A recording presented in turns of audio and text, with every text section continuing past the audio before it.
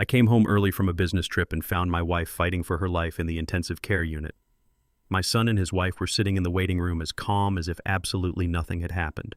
I immediately locked every single financial account they had access to. They began panicking instantly. My given name is Douglas Pierce. I am 69 years old, a retired chief mechanical engineer, and a man who believed his family was his greatest legacy. Before I continue this story, let me know where you are watching from in the comments below. Hit like and subscribe if you have ever had to stand up to family members who mistook your silence for weakness. I returned to our home in the Chicago suburbs 2 days early from an engineering consultancy trip. The house was supposed to be quiet. Instead, the moment I unlocked the heavy oak front door, a chilling sight greeted me in the hallway. Valerie's personal belongings were stacked haphazardly inside 6 large cardboard boxes. Her favorite winter coats, her knitting supplies, and the framed photographs from our mantel were taped shut like discarded trash. I slowly dropped my travel bag on the hardwood floor. A profound sense of dread anchored my boots to the ground. My phone rang sharply in my jacket pocket, shattering the silence of the empty house. I answered it immediately. A brisk professional voice on the other end identified herself as a nurse from Memorial Hospital. She informed me that my wife Valerie was in the intensive care unit currently fighting for her life. The nurse urged me to arrive as quickly as possible. I did not ask questions.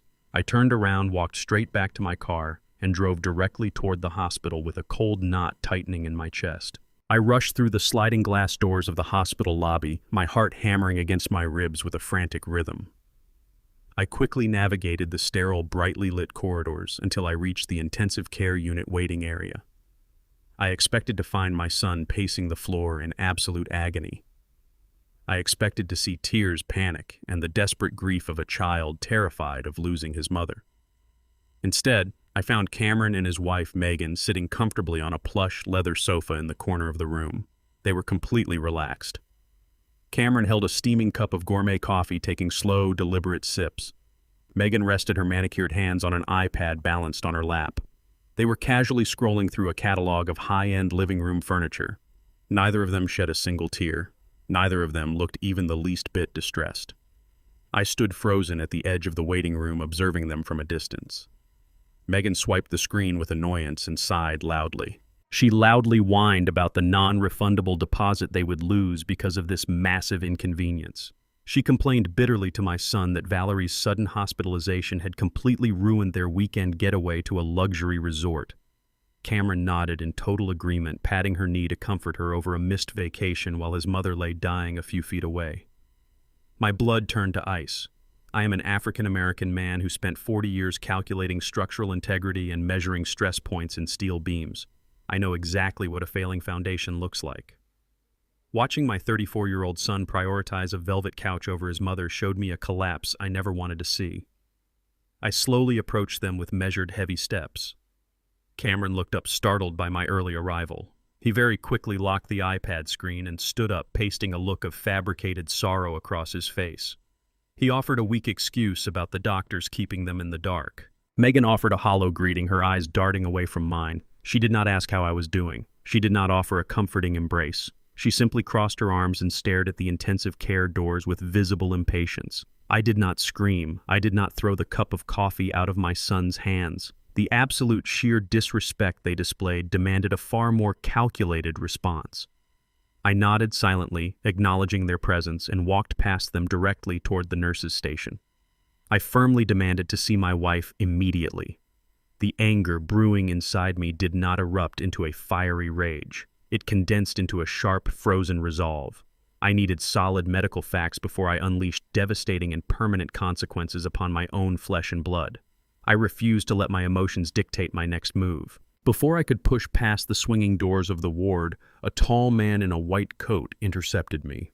It was the head doctor of the intensive care unit. He placed a firm hand on my shoulder and guided me away from the waiting area, pulling me into a private, soundproof alcove near the supply room. He closed the door behind us, ensuring Cameron and Megan could not hear a single word of our conversation. The doctor looked me directly in the eyes, his expression grave and deeply troubled. He lowered his voice to a bare whisper. He stated clearly that Valerie did not suffer a natural stroke, nor was she the victim of a sudden heart attack. He handed me a preliminary toxicology report printed on a crisp sheet of medical paper. Her blood work showed a massive catastrophic overdose of heavy sedatives. These were prescription-grade tranquilizers that my wife had never been prescribed in her entire life. Furthermore, the physical examination revealed severe dehydration that had occurred over multiple days. The doctor explained that Valerie's kidneys were failing because she had been entirely deprived of water for at least 48 hours. The realization struck me with the force of a freight train. My sweet, kind wife, a woman who spent her entire life caring for our family, had been locked away and deliberately starved of basic human necessities. The doctor explicitly told me this was not an accident. Someone deliberately poisoned my wife, methodically administering sedatives to keep her quiet while her body slowly shut down from dehydration. The boxes in the hallway suddenly made horrifying sense.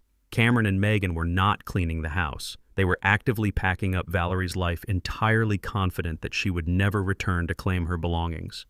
They were preparing for a funeral while she was still breathing in her own bedroom. I stared at the medical report in my hands, feeling the last remaining shreds of my fatherly affection burn away into nothingness. The people sitting in the waiting room drinking gourmet coffee were not my family. They were ruthless predators who had targeted my wife for their own personal gain. I thanked the doctor for his honesty. I stepped out of the alcove, my mind operating with the cold precision of a machine preparing for absolute war.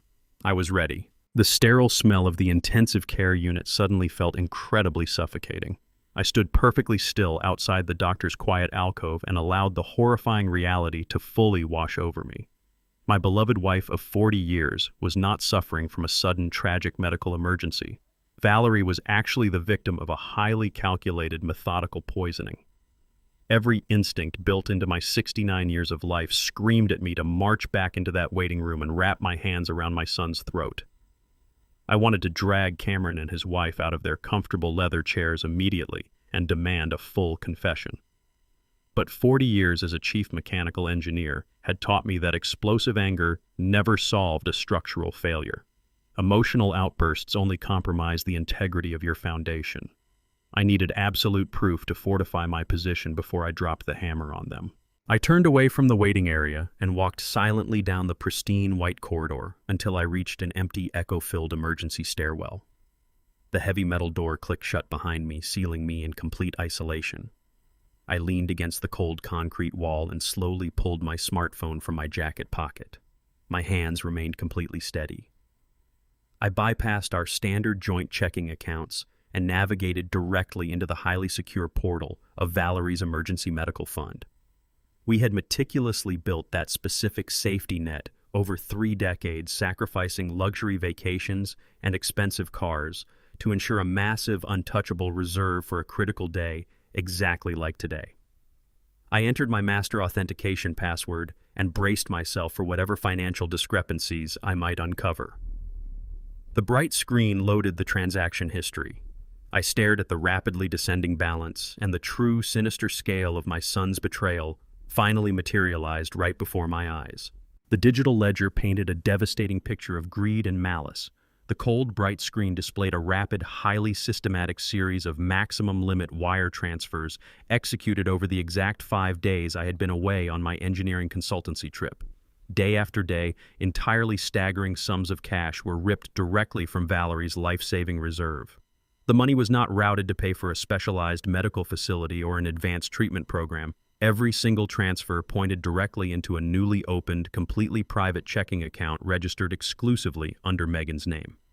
My greedy daughter-in-law was actively draining the very funds required to keep my wife alive, effectively stealing Valerie's blood money to line her own pockets. Cameron was undoubtedly orchestrating the complex technical bypasses while Megan secured the stolen cash. They timed this perfectly. Assuming my lengthy business absence and Valerie's rapidly deteriorating condition would leave the vault entirely unguarded. I closed my eyes for a fraction of a second, letting the sheer audacity of their crime solidify my fierce resolve. I did not waste time mourning the son I thought I had raised. I immediately tapped the specific contact icon for my private wealth manager at the primary banking institution. The secure line rang twice before he answered with a polite, familiar greeting. I bypassed all standard pleasantries and instructed him to enact a severe emergency security protocol across my entire financial portfolio. I I firmly identified myself as the primary account holder and the sole legal architect of the family trust. I ordered the manager to instantly freeze every single credit card, debit card, and joint checking account tied to Cameron and Megan. I specifically demanded a hard, permanent lockdown on the corporate accounts they had been granted proxy access to 5 years ago when I attempted to integrate my son into the family business. The bank manager hesitated for a brief moment, asking if I was absolutely certain about initiating such a drastic financial embargo without any prior warning to the secondary users. I told him my instructions were final, absolute, and entirely non-negotiable under any circumstances. Any attempt by Cameron or Megan to withdraw cash, process a new credit transaction, or move digital assets would result in a hard decline and an immediate security flag. I stayed silently on the secure line while the manager typed rapidly on his keyboard, listening closely to the sharp clicking sounds as he built an impenetrable digital fortress around my money. He verbally confirmed that the massive financial lockdown was fully active across all global platforms. The previously unlimited proxy access was completely and permanently severed. The massive golden parachute my son and his wife had come to heavily rely on was abruptly cut without warning. I thanked the manager, hung up the phone, and slipped the heavy device back into my suit pocket. My vast wealth was now entirely secure. The trap was perfectly set. It was time to watch the predators panic when they realized their stolen resources were completely erased. I stepped out of the stairwell and walked back toward the main hospital concourse, projecting unshakable calm. Exactly 10 minutes later, a loud argument erupted near the entrance of the upscale hospital cafeteria. The sharp, entitled voice cutting through the quiet medical environment unmistakably belonged to my daughter-in-law, Megan. I stood near a decorative pillar and carefully watched the humiliating scene unfold. Megan stood at the cashier's counter with a tray piled high with expensive artisanal salads, premium imported waters, and gourmet desserts. She thrust her platinum credit card at the bewildered cashier, demanding that the machine be run again immediately. The young cashier politely explained that the card was reading as entirely invalid and suggested she try an alternative payment method. Megan's face flushed a deep, furious crimson. She threw a dramatic tantrum, screaming that her account balance was practically infinite and accusing the cashier of operating a completely broken machine. Cameron quickly jogged over from a nearby seating area to intervene, pulling his own premium debit card from his tailored suit jacket. He swiped his card with an arrogant smirk, expecting to resolve the embarrassing situation and soothe his frustrated wife. The machine beeped a harsh, unforgiving tone, declined. Cameron frowned, his confident facade instantly cracking under the sudden weight of public humiliation. He frantically pulled his smartphone from his pocket and launched his mobile banking application. I watched from the shadows as the color completely drained from my son's face. He tapped the screen repeatedly, his thumbs moving in a frantic, desperate rhythm as the app continually locked him out with bold, red error messages. The unlimited financial tap he had ruthlessly exploited had been permanently welded shut. Cameron shoved his phone back into his pocket, completely abandoning his wife at the register. He whipped his head around his eyes, scanning the vast hospital corridor until they finally locked directly onto my position. His false sorrow instantly vanished entirely, replaced by an incredibly ugly, unfiltered, and deeply violent rage. He realized exactly who held all the power. Cameron charged down the brightly lit hallway toward me, his expensive leather shoes stomping heavily against the polished linoleum floor. His hands were balled into tight fists, and his jaw was clenched so incredibly hard I could clearly see the muscles twitching beneath his skin. The ultimate confrontation he had desperately tried to avoid was now barreling straight toward me. Cameron charged down the brightly lit hallway toward me, his expensive leather shoes stomping heavily against the polished linoleum floor. His hands were balled into tight fists, and his jaw was clenched so incredibly hard I could clearly see the muscles twitching beneath his skin. The ultimate confrontation he had desperately tried to avoid was now barreling straight toward me. He stopped abruptly, mere inches from my face, his breath coming in short, angry bursts. He demanded to know exactly what kind of malfunction was happening with his corporate accounts, raising his voice loudly enough to draw the attention of several passing nurses. He aggressively fabricated a story about an absolute cash flow emergency at his startup company, claiming he desperately needed the funds transferred immediately to secure a vital shipment of inventory. His lies were so practiced, so remarkably smooth, that a lesser man might have believed him. I, however, had spent my entire career analyzing flawed structural designs and the cracks in my son's fabricated panic were glaringly obvious. I maintained a cold, entirely unreadable expression. I did not flinch, I did not raise my voice, and I completely refused his outrageous demand. I simply let the silence hang heavily between us, forcing him to stew in his own escalating anxiety. When the tension reached a boiling point, I calmly asked him a very specific question regarding the large cardboard boxes currently occupying my living room floor.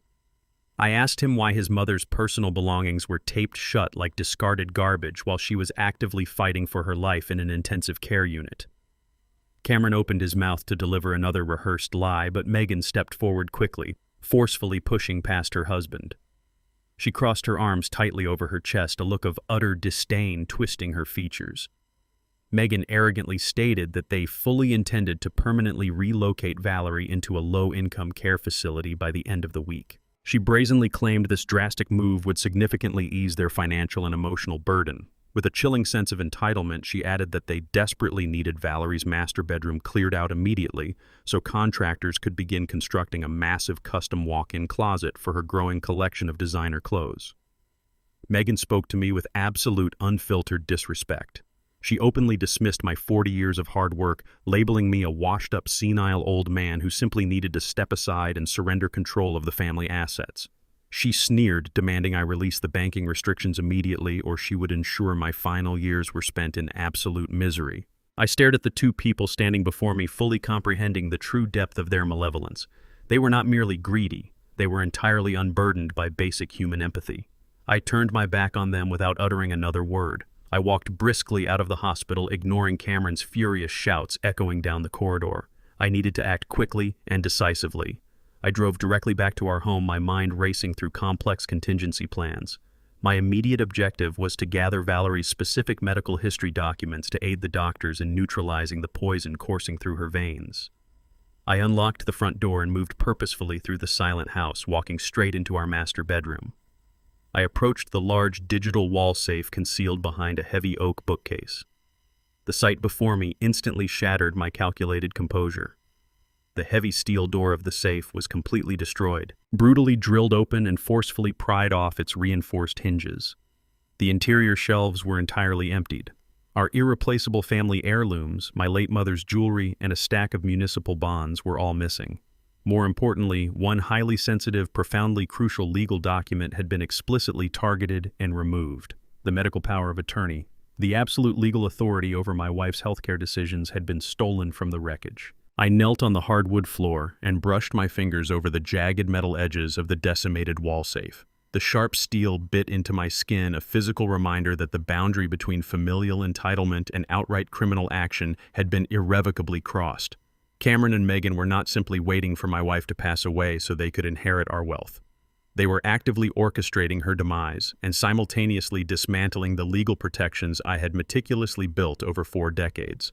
I stood up and surveyed the master bedroom. They assumed I was merely an obsolete engineer, a relic of a bygone industrial era who lacked the modern sophistication to secure his own home. They were profoundly mistaken. I walked over to the far corner of the room, approaching an old, heavily modified air purifier resting on a mahogany side table. I constructed the internal mechanisms of this device over 5 years ago officially to help Valerie with her seasonal allergies. However, embedded deep within the custom filtration housing was a hidden motion-sensing security camera linked directly to an internal encrypted memory card. I designed it to operate independently from the primary home network, ensuring it could never be disabled remotely. My son always mocked my tendency to overcomplicate simple household items, entirely unaware that this specific habit was about to become his ultimate undoing. I unlatched the discrete back panel of the purifier and extracted the small black memory card with steady fingers. I walked to my heavy oak desk, flipped open my laptop, and inserted the card into the reader. The digital folder populated immediately, displaying dozens of video files recorded over the exact 5 days I had been away on my consultancy trip. I took a deep breath and braced myself for the brutal truth. I clicked on the first video file, my jaw clenching as the crisp image filled the computer screen. The recording from 3 days ago showed Valerie sitting on the edge of the bed, looking visibly disoriented and pale. Megan marched into the frame, her expression devoid of any human compassion. She carried a small glass of water and a plastic cup filled with an assortment of large, unidentified pills. Valerie weakly shook her head clearly, trying to refuse the medication, raising a frail hand to push the cup away. Megan did not display a single ounce of hesitation. She aggressively grabbed my wife by the jaw, tilting her head back with absolute brute force, and forcefully shoved the handful of heavy sedatives directly down her throat. Valerie gagged and choked, struggling against the physical assault, but Megan ruthlessly held her mouth shut until she was forced to swallow. I watched in frozen horror as my daughter-in-law turned her back on a gasping woman, walked confidently out of the bedroom, and audibly locked the heavy wooden door from the outside. The subsequent video files captured the agonizing aftermath of that malicious act.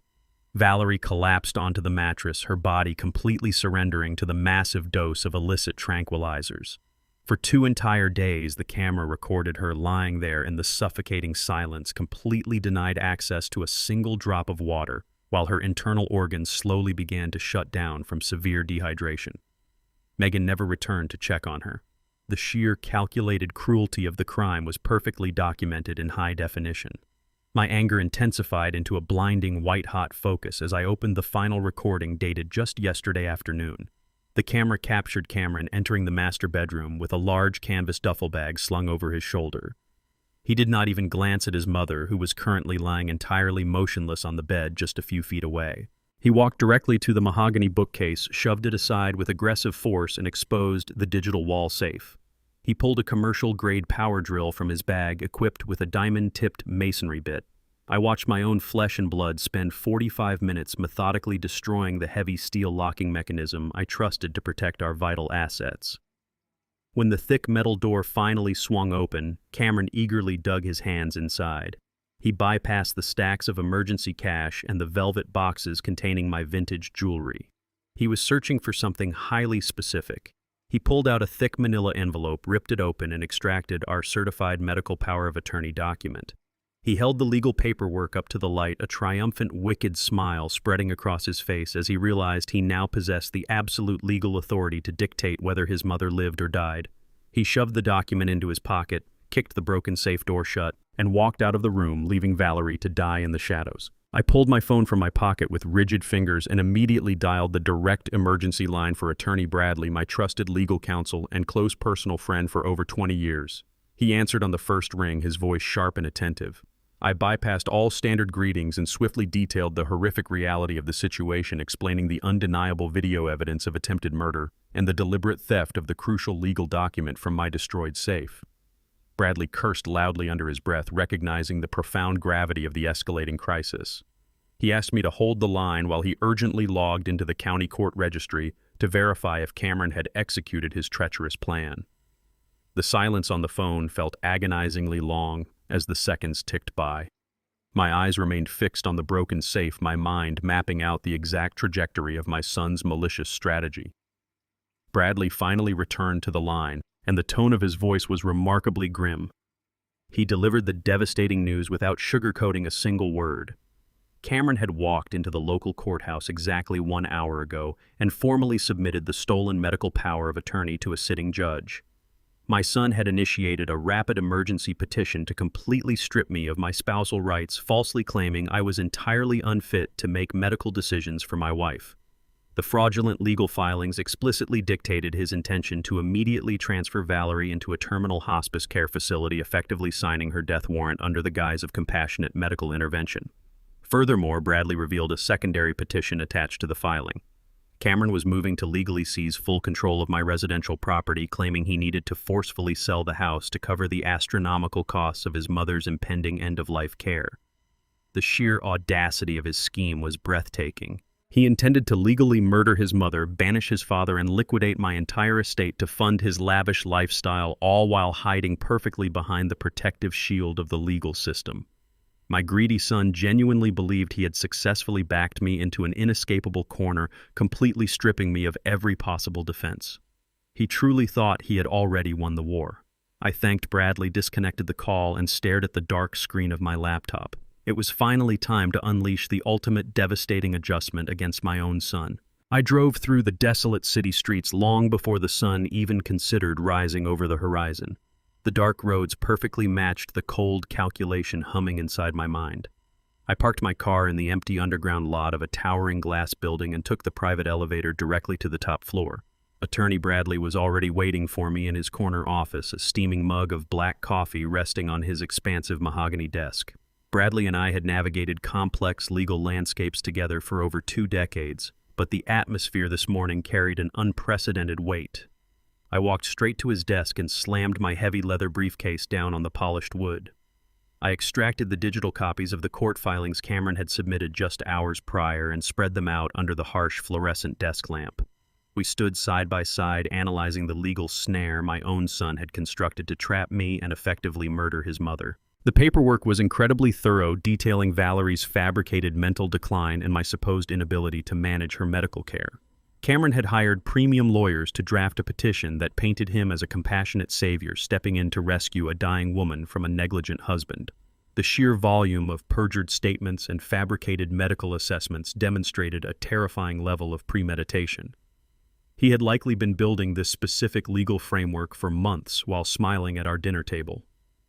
Bradley sighed heavily, rubbing his temples as he scanned the final page of the malicious court order.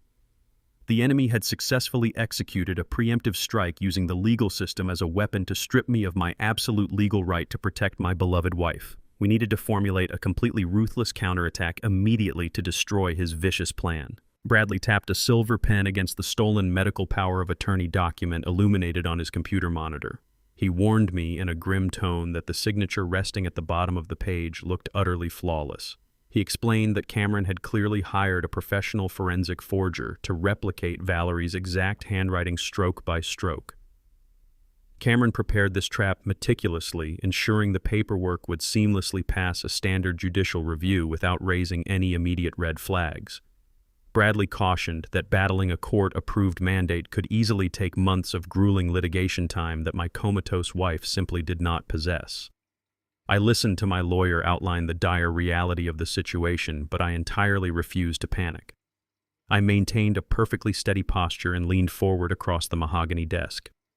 I revealed a deeply buried piece of our financial past, a defensive strategy I had implemented long before Cameron ever developed his overwhelming greed. I explained to Bradley that the sprawling suburban house, the lucrative investment portfolios, and the primary liquid assets were not actually registered under my personal name or Valerie's name. I had anticipated the unpredictable nature of massive wealth accumulation during my career as a chief mechanical engineer. I systematically placed everything we owned inside an irrevocable corporate trust exactly 10 years ago. The entity known strictly as Pierce Industrial Trust legally held absolute ownership of our entire estate. I smiled a cold, razor-sharp smile as the realization washed over my attorney. The forged medical power of attorney granted Cameron authority over Valerie's personal health decisions, but it granted him absolutely zero legal authority over any corporate real estate or trust-protected capital. Cameron fundamentally misunderstood the architecture of my financial empire. He assumed that incapacitating my wife and neutralizing me would grant him immediate unrestricted access to the keys to the kingdom. He completely failed to realize that the kingdom was an impenetrable fortress guarded by corporate bylaws that he could never casually drill open or forge his way through. Bradley's eyes widened with profound professional respect as he rapidly cross-referenced the county property records database. He typed fiercely, pulling up the official property deed for our residential address. The glowing screen proudly confirmed my statement, listing Pierce Industrial Trust as the sole undisputed property owner. Bradley let out a sharp, triumphant bark of laughter, realizing the magnificent trap my son had unwittingly walked right into. Cameron had essentially stolen a useless piece of paper to control an estate that did not exist in the manner he believed. He had committed multiple massive federal felonies, including forgery, elder abuse, and grand larceny, merely to acquire an empty prize. I instructed Bradley to immediately draft the necessary corporate injunctions required to formally evict any unauthorized individuals attempting to claim domain over trust property. I was no longer playing the role of a devastated father reacting to a family tragedy. I was absolutely prepared to fight and win this vital legal battle, today. As Bradley began fiercely typing the necessary corporate legal documents, a sharp, prolonged vibration erupted from the interior pocket of my suit jacket. I pulled out my smartphone and instantly recognized the distinct chime of my primary home security application. A high-priority push notification flashed brightly across the locked screen, explicitly warning me of multiple unidentified physical intrusions detected at my private residential address. I swiped the alert to immediately open the live high-definition security camera feed, actively monitoring the front entrance of my suburban estate. I stared at the bright display, my jaw clenching as the brazen, horrifying scene unfolded in real time, right before my eyes. Cameron had not wasted a single solitary second after executing his fraudulent court maneuver.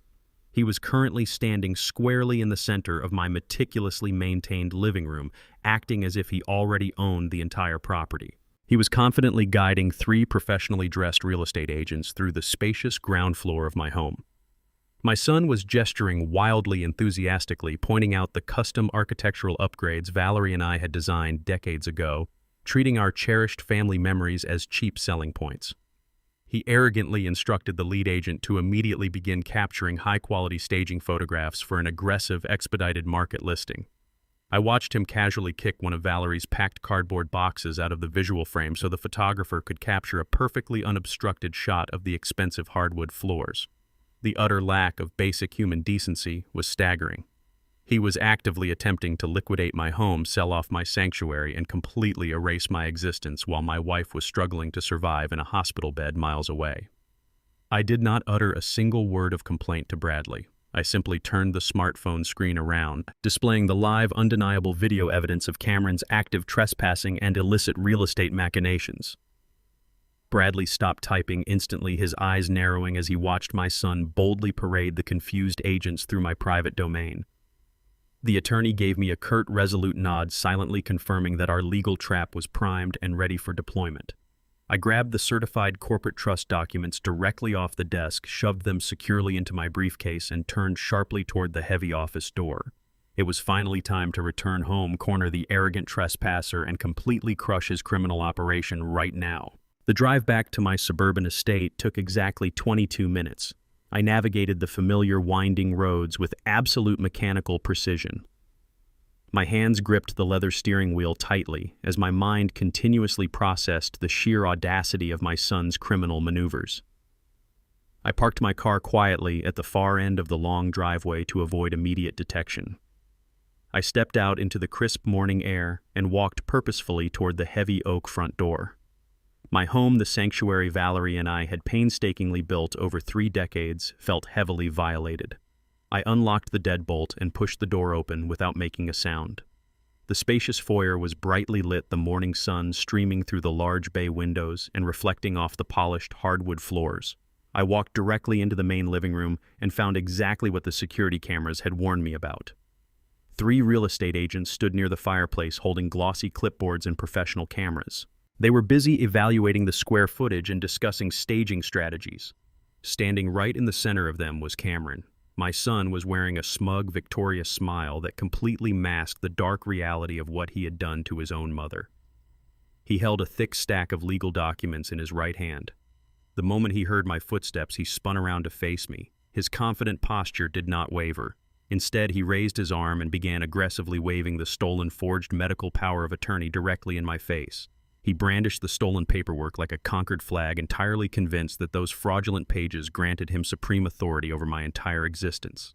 The immediate, unavoidable confrontation I had meticulously prepared for alongside Attorney Bradley had finally arrived right in my own living room. Cameron did not even attempt to offer a polite greeting. He immediately raised his voice, projecting a tone of exaggerated, artificial authority designed specifically to impress his captive audience. He loudly ordered me to go straight upstairs and pack a single suitcase with my basic necessities. He declared that my time living in this property was officially over. He then turned to the 3 real estate agents, offering them an apologetic theatrical sigh. He smoothly fed them a rehearsed narrative stating that I was suffering from rapidly advancing severe dementia. He claimed my cognitive decline had become a massive danger to myself and the community, forcing him to reluctantly step up and take over as the responsible, deeply burdened son. He pointed at the forged paperwork in his hand, assuring the agents that a judge had already granted him full legal conservatorship over my affairs and my assets. The 3 agents turned their gaze toward me. Their eyes were filled with profound, patronizing pity. They looked at me not as an accomplished mechanical engineer, but as a tragic, helpless old man whose mind had utterly failed him.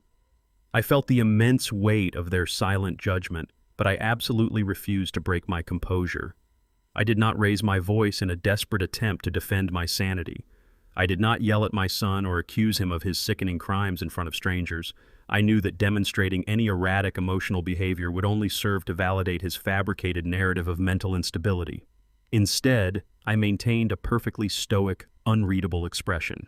I buttoned my suit jacket with deliberate calmness and took 3 measured steps toward the lead real estate agent. The woman shifted uncomfortably as I approached, clutching her clipboard tightly against her chest. I reached into the interior breast pocket of my tailored jacket and smoothly extracted the thick, legally certified document Attorney Bradley had urgently prepared for me just an hour prior. The heavy paper bore the raised golden seal of the county clerk. I extended my arm and handed the official deed of trust directly to the lead agent, bypassing Cameron entirely. I politely requested that she thoroughly review the primary ownership designation listed clearly on the second page before she proceeded to take any more photographs of my private residence. Cameron scoffed loudly, crossing his arms and rolling his eyes.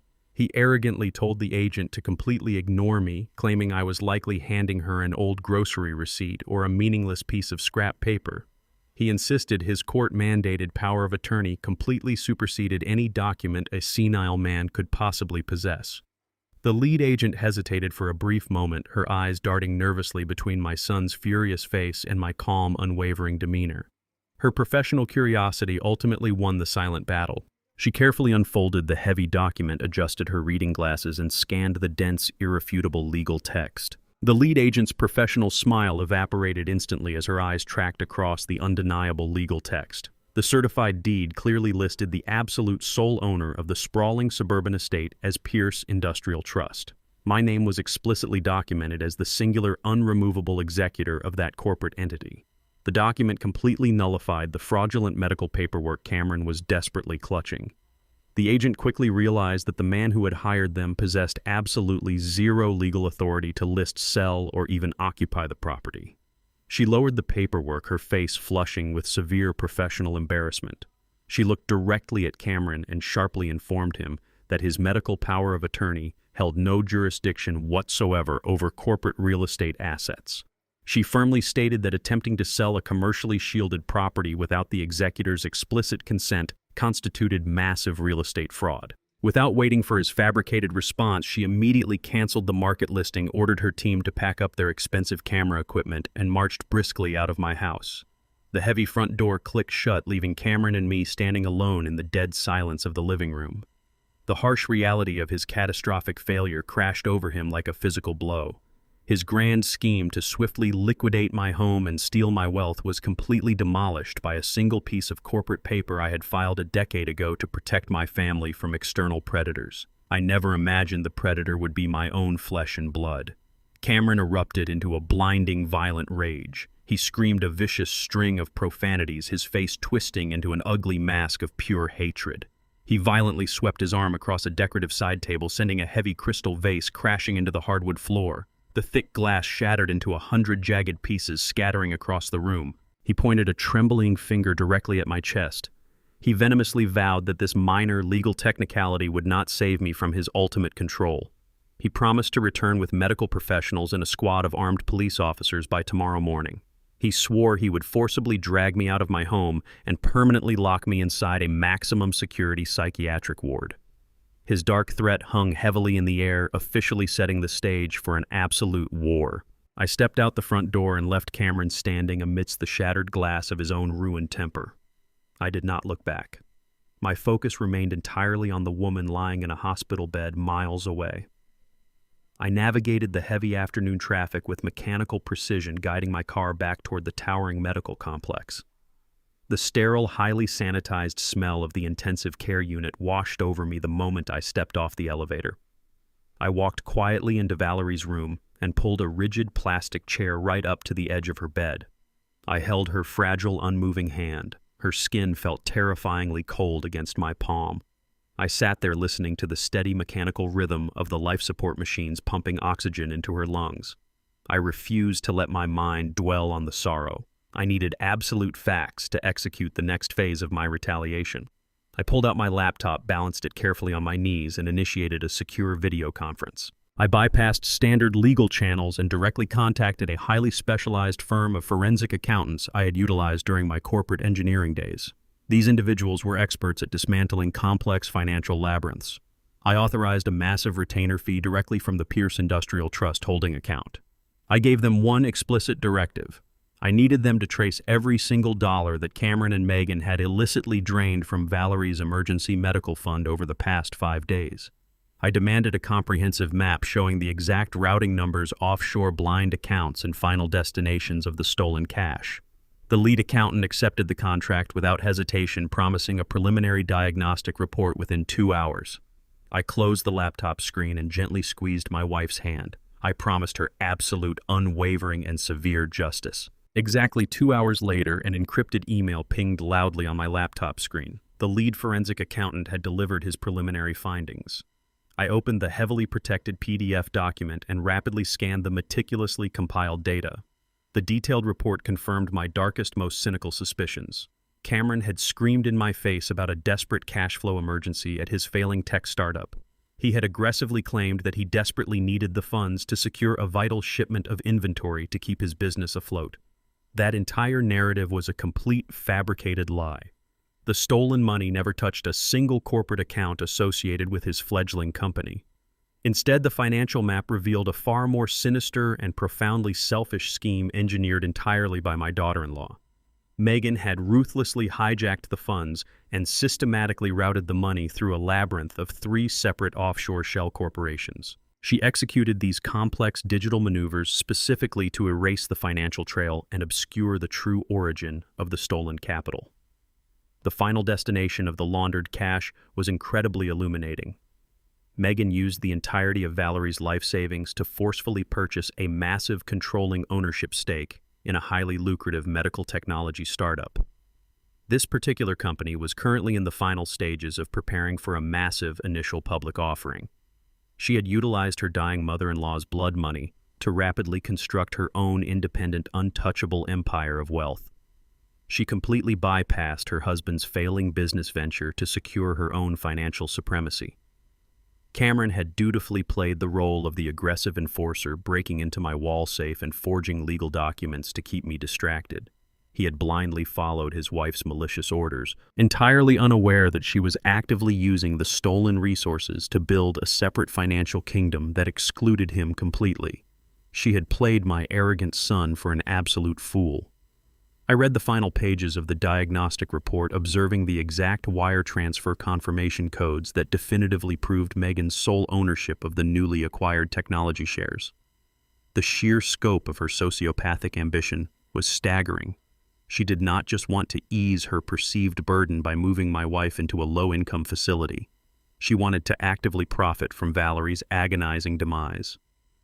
I slowly downloaded the entire forensic dossier onto a secure external flash drive, ensuring I had multiple encrypted copies of her irrefutable guilt. I intended to weaponize this exact document to systematically destroy her ill-gotten empire. I closed the email window and returned my attention to my wife. The sterile room remained deathly quiet, save for the rhythmic pumping of the mechanical ventilator keeping Valerie tethered to this world. I prepared to contact Attorney Bradley immediately to initiate the next complex phase of our coordinated legal counterattack. I needed to ensure that my son and his wicked wife would face absolute ruin for the unforgivable atrocities they had committed against my innocent family, permanently stripping them of all power, prestige, and stolen financial stability once and for all. Before I could even reach for my smartphone, a piercing, high-pitched alarm shattered the suffocating silence of the intensive care unit. The horrifying sound originated directly from the complex array of digital monitors stationed right beside Valerie's bed. I dropped my laptop onto the plastic chair and immediately leaped to my feet. The rhythmic, steady green lines tracking her fragile heartbeat suddenly spiked into chaotic, jagged red waves before rapidly flatlining into a terrifying, continuous drone. The mechanical ventilator hissed aggressively, desperately attempting to force oxygen into her failing lungs. I yelled out for immediate medical assistance, my voice booming down the sterile hospital corridor. Within seconds, a swarm of doctors and rapid response nurses rushed past me into the crowded room. They forcefully shoved me aside, completely taking over the small space as they initiated emergency resuscitation protocols. The chief physician barked a series of rapid, complex medical orders demanding emergency crash carts and intravenous chemical stabilizers.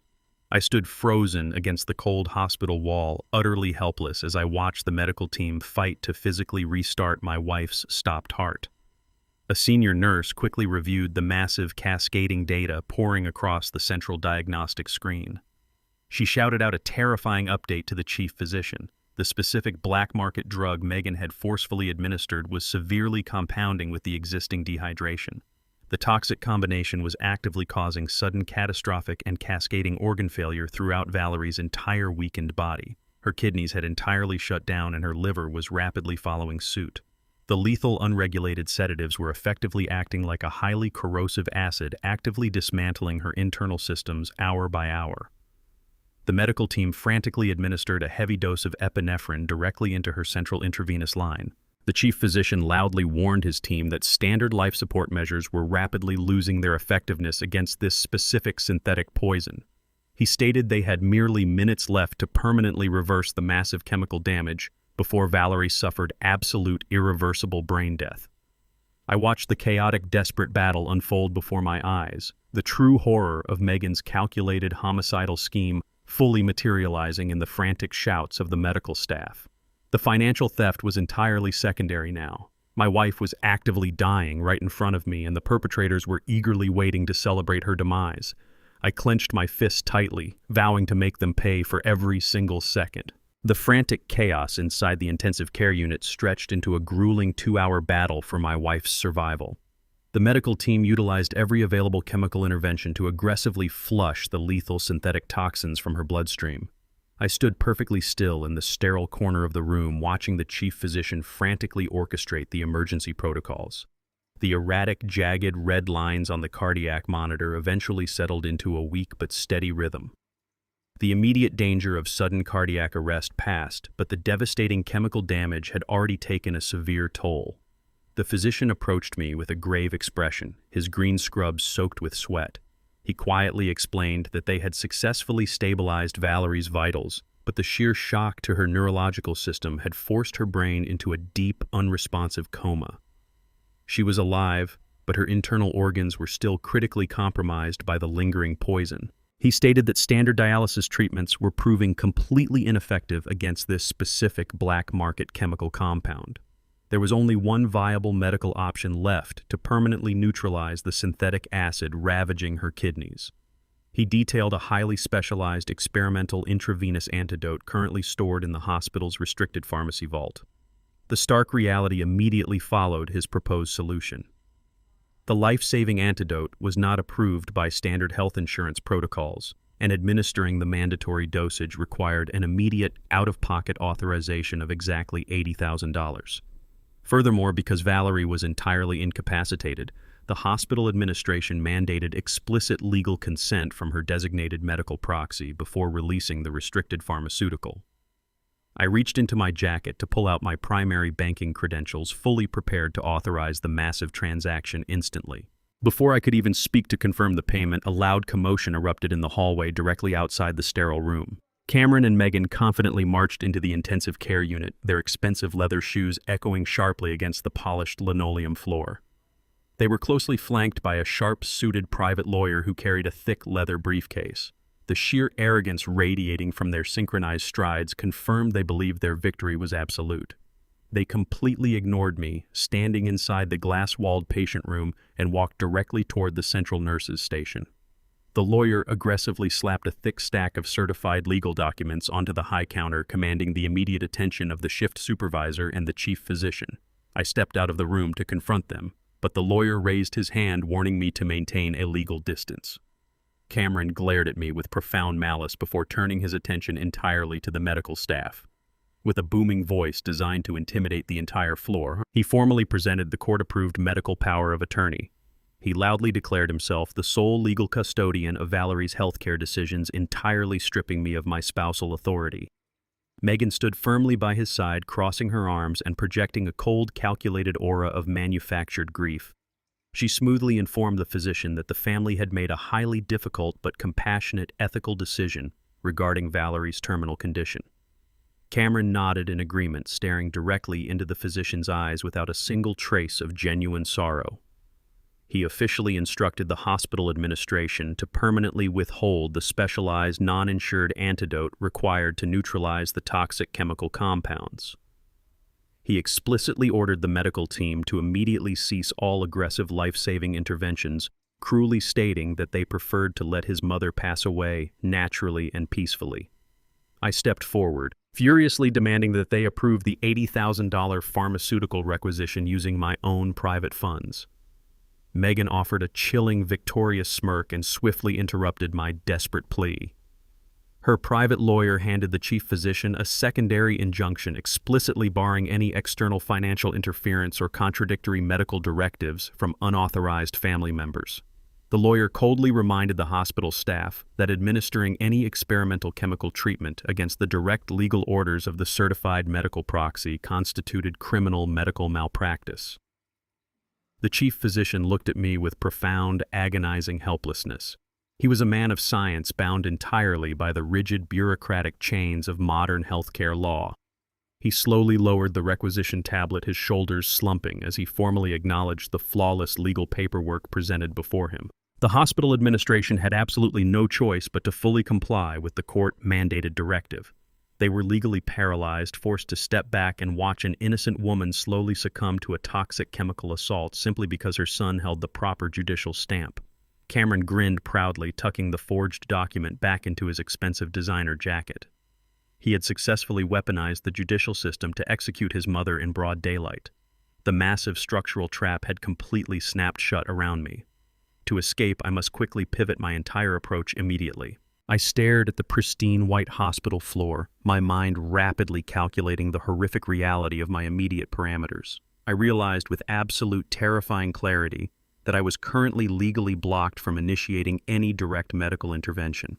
The forged paperwork had successfully erected an impenetrable bureaucratic wall between my dying wife and the critical antidote she desperately required. If I continued to aggressively fight them in this highly public hospital corridor, the private lawyer would effortlessly summon the local authorities to have me physically removed from the premises for causing a disruptive disturbance. I needed to instantly manufacture a deceptive window of opportunity to bypass their ironclad legal blockade. I deliberately dropped my shoulders, allowing my posture to visibly crumble under the crushing weight of manufactured despair. I implemented a calculated tactical retreat. I forced a look of utter, devastating defeat across my aging features and let out a broken, shuddering breath. I slowly raised my hands in a universal gesture of total surrender. I looked directly at Cameron, forcing genuine tears to well up in the corners of my eyes, letting them spill softly down my cheeks. I begged them in a frail, trembling voice to grant me just 24 hours to sit peacefully by her bedside and properly say goodbye to the only woman I had ever loved before they officially pulled the plug. I intentionally played the exact pathetic role they had scripted for me, the broken, obsolete old man entirely crushed by the unstoppable gears of their superior legal machinery. Megan stared at my weeping face, her eyes gleaming with absolute, unfiltered, sadistic pleasure. She offered a cold, triumphant smirk, thoroughly enjoying the profound humiliation of my public surrender. She whispered a quiet word to her husband, recognizing that a minor concession would cement their absolute victory without causing any further administrative friction. Cameron arrogantly nodded, granting my pathetic request with a dismissive, patronizing wave of his hand. He coldly instructed the chief physician to delay the final termination protocols until exactly tomorrow morning. My son and his treacherous wife sharply turned on their expensive heels and confidently walked away down the long corridor, flanked securely by their private attorney. They left completely convinced they had decisively won the final battle. They remained unaware that my 24-hour window was precisely the time I needed to deploy Attorney Bradley and unleash catastrophic financial destruction upon them. I watched Cameron and Megan disappear down the sterile hospital corridor, their footsteps fading into the distance as they celebrated their perceived victory. They genuinely believed my tears were a display of absolute surrender. They fundamentally misunderstood the nature of my temporary retreat. The 24-hour window they so arrogantly granted me was not for mourning. It was the precise amount of time I required to entirely dismantle their stolen financial empire. I turned away from the glass window of the intensive care unit and walked briskly toward the secluded family waiting room at the end of the hall. I needed total privacy to execute the next phase of my retaliation. I sat down at a small laminate table in the corner and pulled my laptop from my leather briefcase. My hands did not tremble. The sadness I had projected only moments ago was completely replaced by a cold, calculating determination. I connected to the secure hospital network and immediately opened the encrypted dossier provided by my forensic accountants. The detailed financial map explicitly outlined Megan's aggressive acquisition of the controlling stake in the medical technology startup. She thought she had cleanly hidden my wife's stolen life savings behind layers of corporate shell companies. I initiated a high-priority encrypted video conference request, bypassing standard administrative channels. I directly contacted the private secure communication lines of the executive board of directors for the specific startup Megan had targeted. I utilized my archived corporate security credentials to force the urgent connection, a privilege I retained from my decades as a leading mechanical engineer. The screen flickered to life as three confused and highly irritated executives joined the digital meeting. They demanded to know how I bypassed their security firewall. I ignored their frantic complaints and flawlessly prepared my digital strike. I carefully addressed the three powerful board members staring back at me through the high-definition video feed. I introduced myself with absolute formal precision, stating my full legal name and my professional credentials. I calmly informed them that their newest primary investor, my daughter-in-law, had just purchased her massive controlling stake using entirely stolen capital. I shared my screen directly into the conference, displaying the undeniable forensic accounting report that flawlessly traced the laundered cash straight from my dying wife's medical fund into their corporate accounts. The chief executive officer scoffed loudly, attempting to dismiss my claims as a pathetic family dispute that held no legal bearing over their upcoming initial public offering. He arrogantly stated that the corporate transaction was completely finalized and legally binding, threatening to disconnect the call. I did not raise my voice or react to his dismissive attitude. Instead, I brought up a secondary document and displayed it for the entire board to review. I revealed a deeply buried, profoundly devastating hidden fact. I was not merely an aggrieved family member making wild accusations. I was the original primary mechanical engineer who personally designed and legally patented the exact core microscopic valve technology that their entire medical manufacturing company relied upon. I explained that I had leased the exclusive rights to a subsidiary corporation 15 years ago, a company they had recently acquired to build their flagship medical product. The board members suddenly grew incredibly quiet, their arrogant postures immediately dissolving into genuine panic as they recognized my name from the foundational patent filings. I controlled the literal lifeblood of their entire corporate valuation. I leaned forward, staring directly into the camera lens to ensure my absolute conviction was completely understood. I issued a strict, non-negotiable ultimatum to the executives. They were required to immediately void Megan's shares, entirely seizing her illicit financial stake under the federal statutes regarding criminal money laundering. I demanded they officially lock her out of their corporate structure and permanently freeze the stolen capital within the next hour. If they refused to comply with my precise demands, or if they attempted to warn her, I would legally revoke their exclusive patent license before the sun rose. I promised them I would file an immediate, devastating injunction that would completely halt their manufacturing process, obliterate their impending public offering, and entirely bankrupt their precious company by tomorrow morning. The absolute silence in the digital meeting room was immensely satisfying. The executives stared at the screen, fully comprehending that their entire financial future now rested entirely in my hands. The chief executive officer swallowed hard, his previous arrogance utterly destroyed by the monumental leverage I wielded over his life. They recognized I was perfectly willing to burn their entire corporation to ashes if they dared to protect my malicious daughter-in-law from facing my severe justice. I watched them nervously nod their heads in absolute submission to my unyielding authority, securing the total financial destruction of the woman who targeted my wife. The board of directors completely panicked, their faces pale as they scrambled to salvage their lucrative corporation. The chief executive officer quickly reversed his hostile tone and frantically assured me that my strict commands would be executed immediately. I remained on the secure connection just long enough to visually confirm the digital transfer. The executives swiftly isolated Megan's illicit financial portfolio, officially voiding her massive ownership stake and permanently freezing the stolen capital in a locked escrow account. I watched the confirmation screens populate, knowing that my daughter-in-law had just instantly lost her entire stolen empire. I closed the laptop, a profound sense of satisfaction washing over me. However, my momentary victory was abruptly interrupted by the heavy rhythmic thud of tactical boots marching directly down the sterile hospital hallway. Two large, heavily armed, uniformed police officers stepped confidently into the secluded ICU waiting room.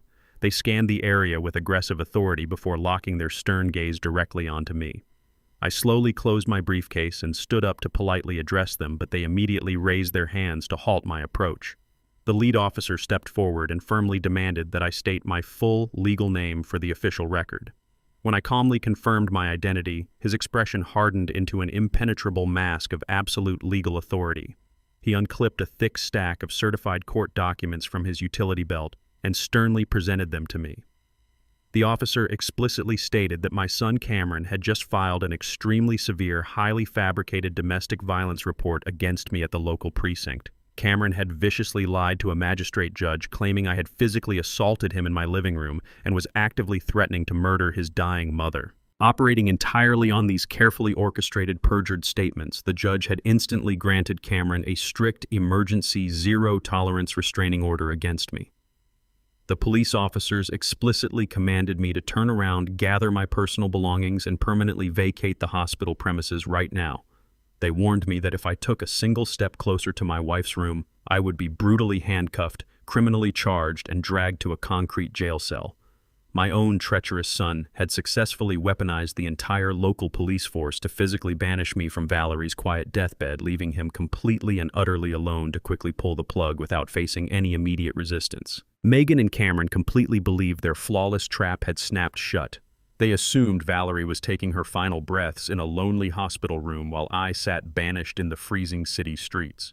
To commemorate their perceived absolute victory, they rented out the most exclusive private dining room at the Apex, a 5-star restaurant renowned for catering to the city's financial elite. Crystal chandeliers cast a warm, arrogant glow over the long mahogany table. Waiters in crisp white tuxedos poured vintage champagne into towering crystal flutes. Megan sat near the head of the table wearing a custom designer gown paid for entirely by the funds she had ruthlessly siphoned from my wife's medical accounts. Cameron sat beside her, constantly checking his phone, likely waiting for the hospital to call and confirm his mother's permanent silence. He remained blissfully unaware that shadow creditors were currently tearing apart his empty apartment across town, actively hunting him to collect their massive debt. Tonight was entirely about Megan. She had invited 24 prominent local venture capitalists, aggressive hedge fund managers, and wealthy socialites to formally announce her grand entrance into the high-stakes technology sector. She intended to flaunt the massive controlling stake she believed she had successfully purchased in the medical startup. She reveled in the luxurious atmosphere, soaking up the admiring glances of her wealthy peers. The clinking of expensive crystal and the low hum of arrogant laughter filled the private room. They celebrated the brutal execution of an innocent woman and the destruction of a father completely blind to the reality that their entire empire had already been reduced to absolute ash hours prior. I stood in the dark hallway just outside the heavy oak doors, listening to their sickening, premature celebration unfold. I pushed them firmly wide open and entered. Megan stood proudly at the head of the massive dining table, gently tapping her manicured fingers against the edge of a crystal champagne flute. The sharp, ringing sound instantly commanded the complete attention of the powerful room. She offered a practiced, gleaming smile to the gathered financial elites and launched into a carefully rehearsed speech detailing her tremendous professional ascent. She brazenly described herself as a fierce, independent visionary who had tirelessly built her own wealth completely from scratch. She wove a compelling, entirely fictitious narrative about her keen business instincts, claiming she had strategically identified an undervalued medical technology startup and fearlessly risked her own personal capital to secure the controlling investment. The sheer hypocrisy of her words was astounding. She completely omitted the brutal reality that her entire financial foundation was built directly on top of my dying wife's stolen medical funds. She spoke eloquently about driving future healthcare innovations, masking her homicidal greed behind a veil of corporate philanthropy. Cameron watched her with absolute adoration, playing the role of the supportive husband while eagerly anticipating the massive financial windfall she was describing. When Megan finally concluded her passionate speech, the entire room erupted into a roaring round of applause. Wealthy venture capitalists raised their glasses high into the air, offering enthusiastic toasts to her remarkable self-made success. The heavy oak doors of the private dining room suddenly swung open, interrupting the final echoes of their resounding cheers. I walked calmly inside, completely shattering the pristine, luxurious atmosphere. I was not wearing an expensive designer tuxedo or a tailored silk tie. I deliberately wore the same faded gray canvas engineering suit I had worn for decades while physically building the exact structural patents they were currently celebrating. The stark, undeniable contrast between my worn appearance and the extravagant surroundings instantly unsettled the entire room. I held my right hand up tightly, grasping a small, polished silver flash drive between my fingers. The tiny device contained the complete, unredacted forensic accounting report, detailing every single fraudulent wire transfer Megan had executed. Cameron jumped out of his chair the exact second he recognized my face, his adoring expression instantly morphing into an ugly mask of pure, unfiltered panic. He realized his fraudulent restraining order had completely failed to break my spirit. Megan dropped her champagne flute onto the mahogany table, her confident posture crumbling as she stared in absolute horror at the silver drive I held. The elite guests lowered their glasses, their polite smiles fading into expressions of profound confusion. They exchanged nervous whispers, entirely bewildered by the sudden, shocking intrusion of a man who looked like a common blue-collar laborer, violently crashing their high society event. I did not raise my voice or offer any emotional outbursts. I simply locked my hardened, unforgiving gaze directly onto my incredibly treacherous daughter-in-law, letting the overwhelming, heavy silence stretch across the large dining room as the undeniable weight of her permanent financial destruction finally arrived exactly as I had promised. Cameron quickly recovered from his initial shock and desperately attempted to regain control of the narrative. He furiously snapped his fingers, aggressively signaling the two large restaurant security guards standing quietly near the entrance. He loudly demanded they immediately arrest me, explicitly shouting that I was a dangerous, mentally unstable trespasser violating an active police restraining order. The two muscular guards stepped forward in unison, reaching out to physically restrain my arms and forcefully drag me out of the private dining room. I did not flinch or attempt to fight them. Before their heavy hands could even graze the fabric of my faded suit, a commanding voice echoed sharply across the quiet room. The wealthiest, most influential venture capitalist sitting at the absolute center of the long mahogany table suddenly pushed his chair back and stood up. His name was Arthur Sterling, the primary financial architect behind the entire local technology sector, and a man whose absolute authority eclipsed everyone else in the room combined. He raised his right hand in a swift, authoritative gesture, silently ordering the two security guards to immediately halt their physical advance. The guards instantly froze in place, stepping back respectfully as Arthur walked directly toward me. Cameron grinned foolishly, assuming the powerful billionaire was stepping forward to personally handle the insane intruder ruining his wife's prestigious party. Instead, Arthur stopped exactly 2 feet in front of me, lowered his head in a gesture of profound respect, and delivered a formal, deeply sincere bow. He looked me directly in the eyes and warmly addressed me as his original engineering mentor, the brilliant mind who had personally taught him everything he knew about structural innovation 40 years ago. He turned to the stunned crowd and loudly announced that I was the legendary inventor who held the absolute master patents for the microscopic valve technology Megan claimed to control. Arthur declared that my presence at this table was the greatest honor the room could possibly receive. The entire dining room instantly fell into a heavy, dead silence. Megan's jaw dropped in sheer terror, her fake empire completely disintegrating before her eyes. Cameron realized his ultimate nightmare had manifested right in front of him. The powerful men they intended to impress now looked at them with absolute disgust. The trap I engineered had finally snapped shut, locking my treacherous son inside an inescapable prison of his own making. Cameron's furious shouts shattered the stunned silence that had fallen over the luxurious private dining room. His face contorted in absolute rage, he lunged forward, screaming frantic demands at the frozen security guards to physically remove me from the premises immediately. I completely ignored his pathetic, desperate display. My focus remained entirely unbroken. Arthur Sterling remained standing respectfully to the side, his sharp eyes silently ordering the rest of the room to let me move freely. I turned my back on my treacherous son and walked directly toward the massive state-of-the-art media console positioned at the far end of the mahogany table. The restaurant staff had prepared a high-definition projection system for Megan's triumphant presentation. I intended to hijack that exact system to completely dismantle her stolen empire. I pulled the small, polished silver flash drive from my pocket. My hands moved with the precise, practiced mechanical efficiency I had honed over decades of engineering. I bypassed the standard user interface and directly plugged the drive into the primary auxiliary port of the central control module. A digital prompt instantly flashed across the massive wall-mounted screen requesting access authorization. I tapped the console interface, initiating the automatic execution protocol I had pre-programmed earlier that afternoon.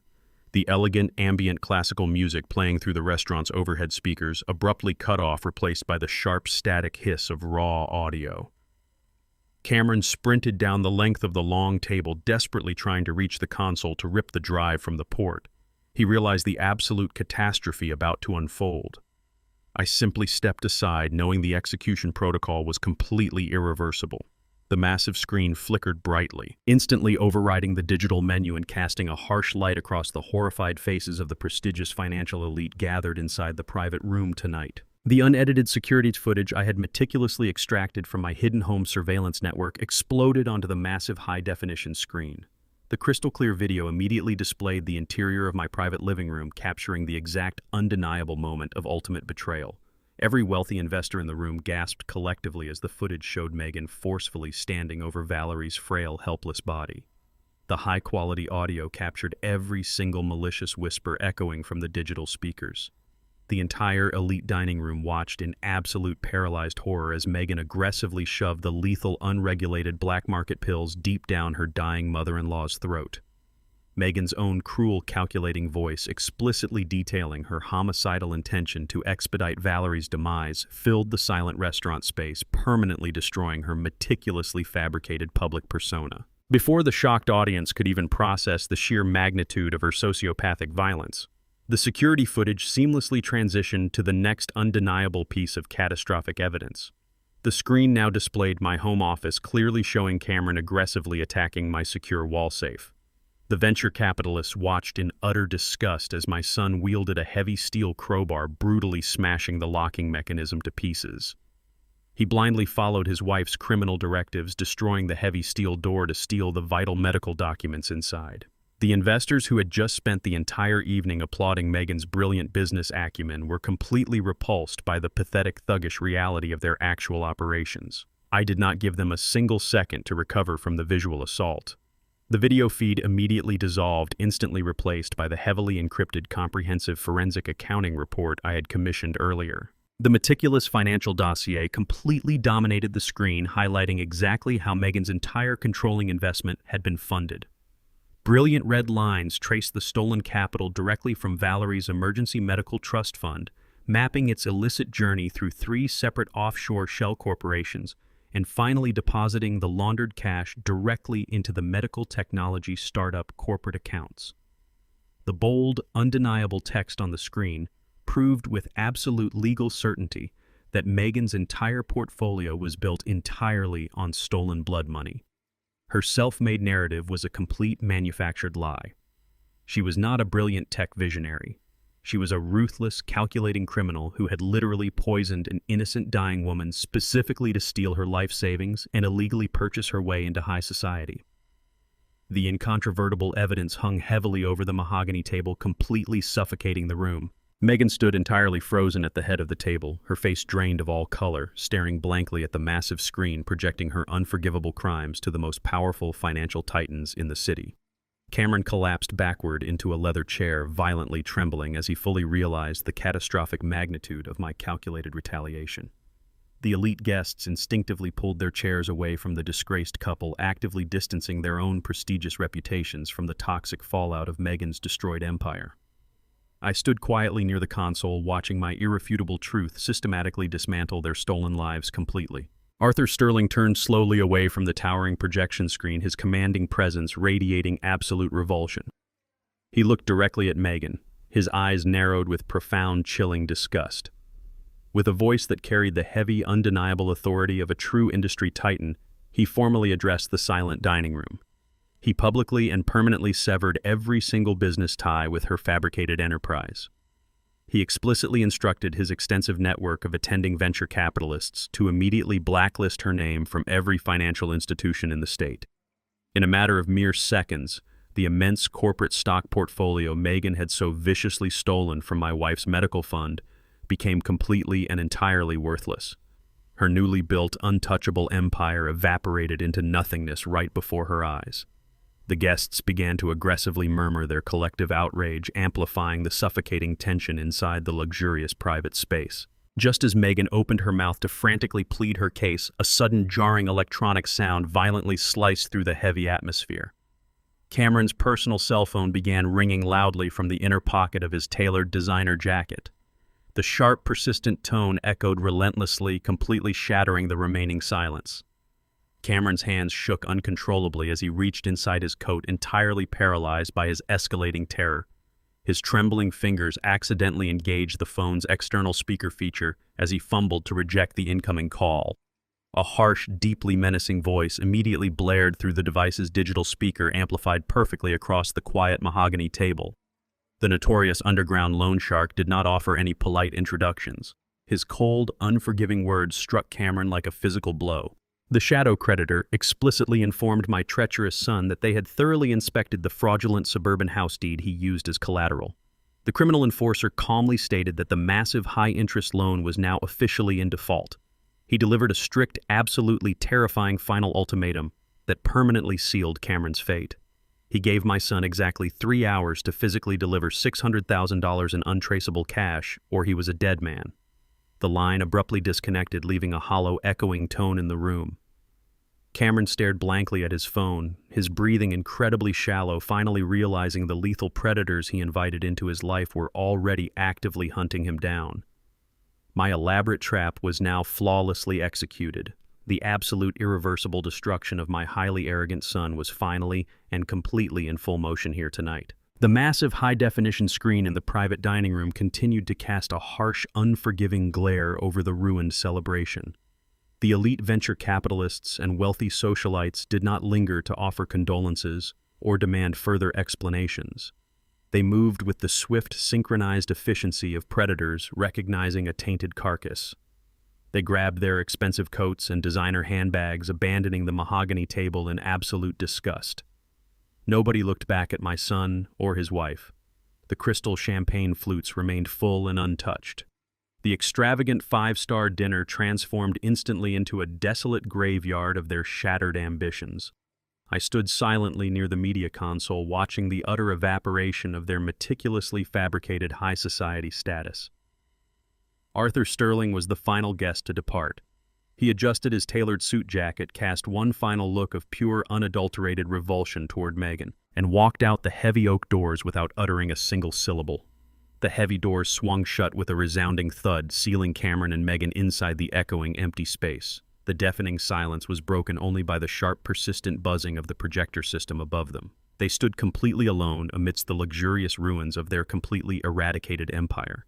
Megan stared blankly at the empty chairs, her hands violently trembling as the catastrophic reality finally pierced her arrogant delusion. Her entire stolen fortune was frozen. Her professional reputation was permanently obliterated. She possessed absolutely zero leverage, zero influence, and zero allies in a city she had desperately tried to conquer. Cameron remained paralyzed beside his chair, his breathing ragged and shallow as the loan shark's lethal ultimatum echoed endlessly in his panicked mind. They were completely stripped of their stolen wealth, their manufactured prestige, and their arrogant pride. The illusion of their supremacy was entirely dismantled. Megan violently shattered the suffocating silence. She grabbed a crystal champagne flute and hurled it blindly against the expensive mahogany wall paneling. The glass exploded into 1,000 glittering fragments, mirroring the absolute destruction of her meticulously planned future. She completely lost all remaining composure, her carefully constructed mask of sophisticated elegance immediately melting away to reveal the terrified, vicious opportunist hiding underneath.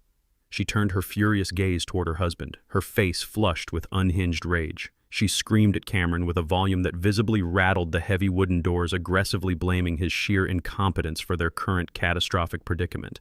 She viciously mocked his failing technology startup, loudly declaring that his pathetic inability to secure legitimate venture capital had forced her to take desperate measures. She relentlessly attacked his character, brutally humiliating him for dragging them into a lethal $600,000 debt with ruthless underground criminals. She desperately attempted to rewrite their shared criminal history right in front of me, aggressively claiming she had merely followed his manipulative financial directives to secure their future. Cameron abruptly snapped out of his paralyzed stupor, entirely unwilling to absorb the blame for a homicidal scheme she had primarily engineered. His profound panic instantly transformed into a desperate feral hostility. He lunged across the empty space between them, his face mere inches from hers, projecting absolute venom. He loudly refused to carry the burden of her sociopathic ambition. In his desperate attempt to deflect the impending legal and physical destruction heading his way, Cameron completely abandoned any remaining loyalty to his wife. Two senior restaurant managers and a private security guard cautiously pushed open the oak doors to investigate the shattered glass, stepping directly into the chaotic crossfire. Cameron immediately weaponized their sudden presence. He pointed a trembling accusatory finger directly at Megan's chest and screamed the ultimate truth for the staff to hear. He explicitly declared that Megan was the singular mastermind who had illegally purchased the unregulated synthetic toxins from the dark web. He loudly confessed that she was the one who had intentionally and maliciously poisoned my innocent wife, completely absolving himself of the physical administration of the lethal drugs. He desperately threw his wife directly to the wolves, hoping to somehow trade her freedom for his own survival. Megan shrieked in absolute terror, lunging forward to physically strike his face. Their once unified, arrogant marriage instantly disintegrated into a toxic, violent war of mutual destruction. They viciously tore each other apart in the center of the ruined dining room, frantically exchanging terrifying criminal confessions and brutal accusations as the horrified restaurant staff quickly pulled out their smartphones to record the entire explosive confrontation. They were actively building their own indisputable criminal prosecution cases against one another. The unified front they had so proudly displayed in the hospital corridor was permanently shattered. I watched them eagerly devour each other like starving animals, perfectly content to let their inherent malice handle the initial phase of their inevitable, completely justified imprisonment. The chaotic spectacle unfolding within the private dining room no longer required my direct supervision. Cameron and Megan were completely consumed by their own frantic desperation, actively destroying whatever pathetic remnants of their lives still existed. I quietly disconnected my silver flash drive from the media console, securing the irrefutable digital evidence safely back inside my jacket pocket. I turned my back on the violent, screaming match and smoothly exited the restaurant through a secluded side door, completely bypassing the gathering crowd of curious patrons and shocked employees. The freezing night air washed over me as I stepped into the quiet, dimly lit alleyway behind the luxurious building. My smartphone buzzed softly in my pocket, signaling an incoming encrypted text message. I pulled the device out and quickly opened the secure communication from Attorney Bradley. The glowing text on the small screen delivered a massive wave of profound, unparalleled relief directly into my chest. The chief physician had successfully administered the entire dosage of the experimental antidote without any administrative interference. Bradley's message confirmed the miraculous medical reality. Valerie's resilient biological systems had aggressively responded to the chemical neutralizer. The synthetic poison had been completely dismantled. Her vital organs were rapidly stabilizing, and she was actively waking up from her deep coma. My wife had successfully survived their cowardly homicidal assassination attempt. I closed my eyes for a fraction of a second, allowing a single breath of pure gratitude to escape my lungs. However, Bradley's subsequent message instantly pulled my focus directly back to the active battlefield. He attached a highly urgent real-time location ping generated by his private investigators. The ruthless underground loan sharks had not wasted any time idly searching the city for their missing capital. They had successfully tracked Cameron's digital footprint directly to the Apex restaurant, but they were executing a far more sinister, calculated ambush. The shadow creditors knew Cameron would eventually panic and attempt to flee back to his mother's bedside to secure his forged medical proxy. They were currently sitting inside two unmarked, heavily tinted vehicles, parked deep in the shadows of the hospital parking lot, patiently waiting to physically intercept him the exact second he arrived. Cameron was desperately racing straight toward a brutal, violent reckoning, completely unaware that his impending arrival would be greeted by merciless enforcers ready to permanently and violently collect his massive outstanding debt. Cameron and Megan burst through the rear exit of the luxury restaurant, their expensive evening wear completely disheveled as they frantically sprinted across the damp pavement toward their parked vehicle. Panic dictated their every erratic movement.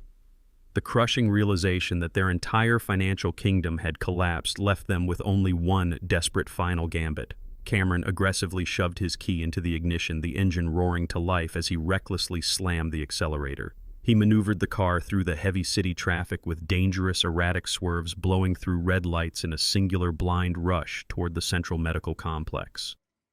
Megan sat rigidly in the passenger seat, her manicured hands gripping the dashboard. They rapidly formulated a profoundly wicked contingency plan during the chaotic drive. Since my emergency pharmaceutical intervention had successfully neutralized the poison, they knew Valerie was actively waking up from her deep coma. They intended to weaponize her fragile, disoriented state immediately upon arrival. Cameron planned to physically isolate his mother in the intensive care unit using his fraudulent medical proxy to block any nurses from entering. Megan would then forcefully guide Valerie's trembling hand to sign a completely legitimate, legally binding property transfer document, officially signing over the absolute rights to her remaining suburban estate and private investment accounts. They believed they could quickly secure this fresh capital, satisfy the looming underground debt, and salvage their miserable lives before the authorities caught up with their extensive forgery. Their entire survival strategy hinged on reaching her hospital bed before I could intercept them. They pulled into the massive concrete parking garage of the city hospital, the tires screeching loudly against the smooth pavement as Cameron recklessly parked the speeding vehicle inside the empty stall. They felt entirely safe from my immediate retaliation here in the dark facility. The moment Cameron pushed open his heavy car door, the suffocating silence of the concrete parking structure was violently shattered. 3 massive, heavily tattooed enforcers materialized from the deep shadows behind a concrete pillar, completely blocking their singular path to the hospital elevators. The underground loan sharks had flawlessly predicted Cameron's desperate, panicked retreat. The lead enforcer did not utter a single warning before launching his brutal assault. He stepped forward and viciously drove a heavy steel baton directly into Cameron's ribcage. The sickening crunch of fracturing bone echoed loudly across the empty parking deck as my son instantly collapsed onto his knees, gasping frantically for oxygen. The other 2 syndicate thugs immediately swarmed him, delivering a rapid, merciless sequence of heavy kicks to his stomach and jaw. They demanded the absolute immediate repayment of their stolen $600,000, treating his designer suit like a worthless rag. Cameron raised his bloody hands, desperately pleading for mercy while helplessly sobbing on the filthy concrete floor. Megan stood completely paralyzed beside the passenger door, witnessing the horrifying, brutal reality of their immense financial failure. The profound loyalty she had so proudly projected inside the luxurious restaurant instantly dissolved into absolute self-preservation. When the lead enforcer momentarily turned his aggressive focus toward her, demanding she surrender her expensive diamond jewelry as a minor down payment, she made her ultimate cowardly decision. Megan did not scream for help or attempt to shield her bleeding husband. Instead, she forcefully threw her designer handbag directly at the enforcer's face to create a momentary distraction. She kicked off her high heels and sprinted away in pure, unfiltered terror, completely abandoning Cameron to be severely beaten in the darkness. She recklessly darted toward the brightly lit emergency lobby, entirely focused on saving her own pathetic life. The violent assault in the parking garage lasted exactly 4 grueling minutes before the loan sharks finally retreated, promising to return tomorrow to collect the rest of his flesh if the money remained unpaid. Cameron eventually dragged his battered, broken body across the cold pavement, leaving a thin trail of fresh blood behind him. He limped agonizingly into the main hospital building, leaning heavily against the sterile walls for physical support. His jaw was entirely swollen and his breathing was incredibly shallow, but his sociopathic greed continued to furiously drive him forward. He desperately crawled into the ascending elevator and pressed the button for the intensive care unit, foolishly believing he could still force his waking mother to sign the vital property deeds to satisfy the ruthless criminals outside. He stumbled off the elevator and staggered painfully down the long, bright corridor toward Valerie's private room. However, his ultimate devastating defeat was already waiting for him. Instead of finding a vulnerable, defenseless woman alone in a quiet hospital bed, Cameron found 3 heavily armed, uniformed police officers standing firmly shoulder to shoulder, forming an absolute, impenetrable barricade directly across his mother's doorway. His homicidal trap had finally imploded entirely today. The 3 formidable police officers did not grant Cameron a single moment to process his absolute failure. As he collapsed weakly against the pristine hospital corridor wall, bleeding heavily onto the linoleum, the commanding officer swiftly stepped forward and loudly announced his immediate arrest. I had thoroughly utilized the irrefutable digital surveillance footage of Cameron destroying my secure wall safe to swiftly combat his fraudulent domestic violence claims. Attorney Bradley presented this overwhelming, undeniable evidence directly to the magistrate judge earlier that evening. Confronted with absolute proof of Cameron's aggressive perjury and explicit criminal intent, the furious judge immediately revoked the fabricated restraining order and instantly issued an emergency warrant for my son's immediate arrest. The officers ruthlessly secured Cameron's bruised wrists behind his back, clamping the heavy steel handcuffs over his swollen joints. They formally read him his rights, explicitly charging him with severe elder abuse, grand financial forgery, and massive criminal perjury. Cameron sobbed uncontrollably as the officers physically dragged him away from his mother's room, dragging his broken body toward a concrete holding cell where his underground creditors could easily locate him. While Cameron was violently hauled away to face his bleak reality, his treacherous wife was simultaneously colliding with her own catastrophic dead end across the city. Megan had sprinted entirely out of the hospital, frantically hailing a random taxicab to transport her directly to the international airport terminal. She fully intended to completely abandon her beaten husband and permanently flee the country to escape my severe retaliation. She desperately purchased a one-way ticket to a non-extradition jurisdiction using a concealed offshore credit card she had kept hidden from everyone. She nervously approached the final security checkpoint, believing she had successfully outsmarted the impending legal consequences. However, her passport had already been digitally flagged by federal authorities based on the explosive money laundering intelligence Bradley had seamlessly forwarded to the Financial Crimes Division. The exact second Megan proudly handed her passport to the customs agent, bright red alarms blared across the entire security terminal. 5 heavily armed federal agents immediately swarmed her location, forcefully tackling her to the polished airport floor. They tightly handcuffed her trembling wrists, loudly charging her with international money laundering and attempted homicide. The magnificent, impenetrable cage I had meticulously engineered over the past 24 hours was now completely locked.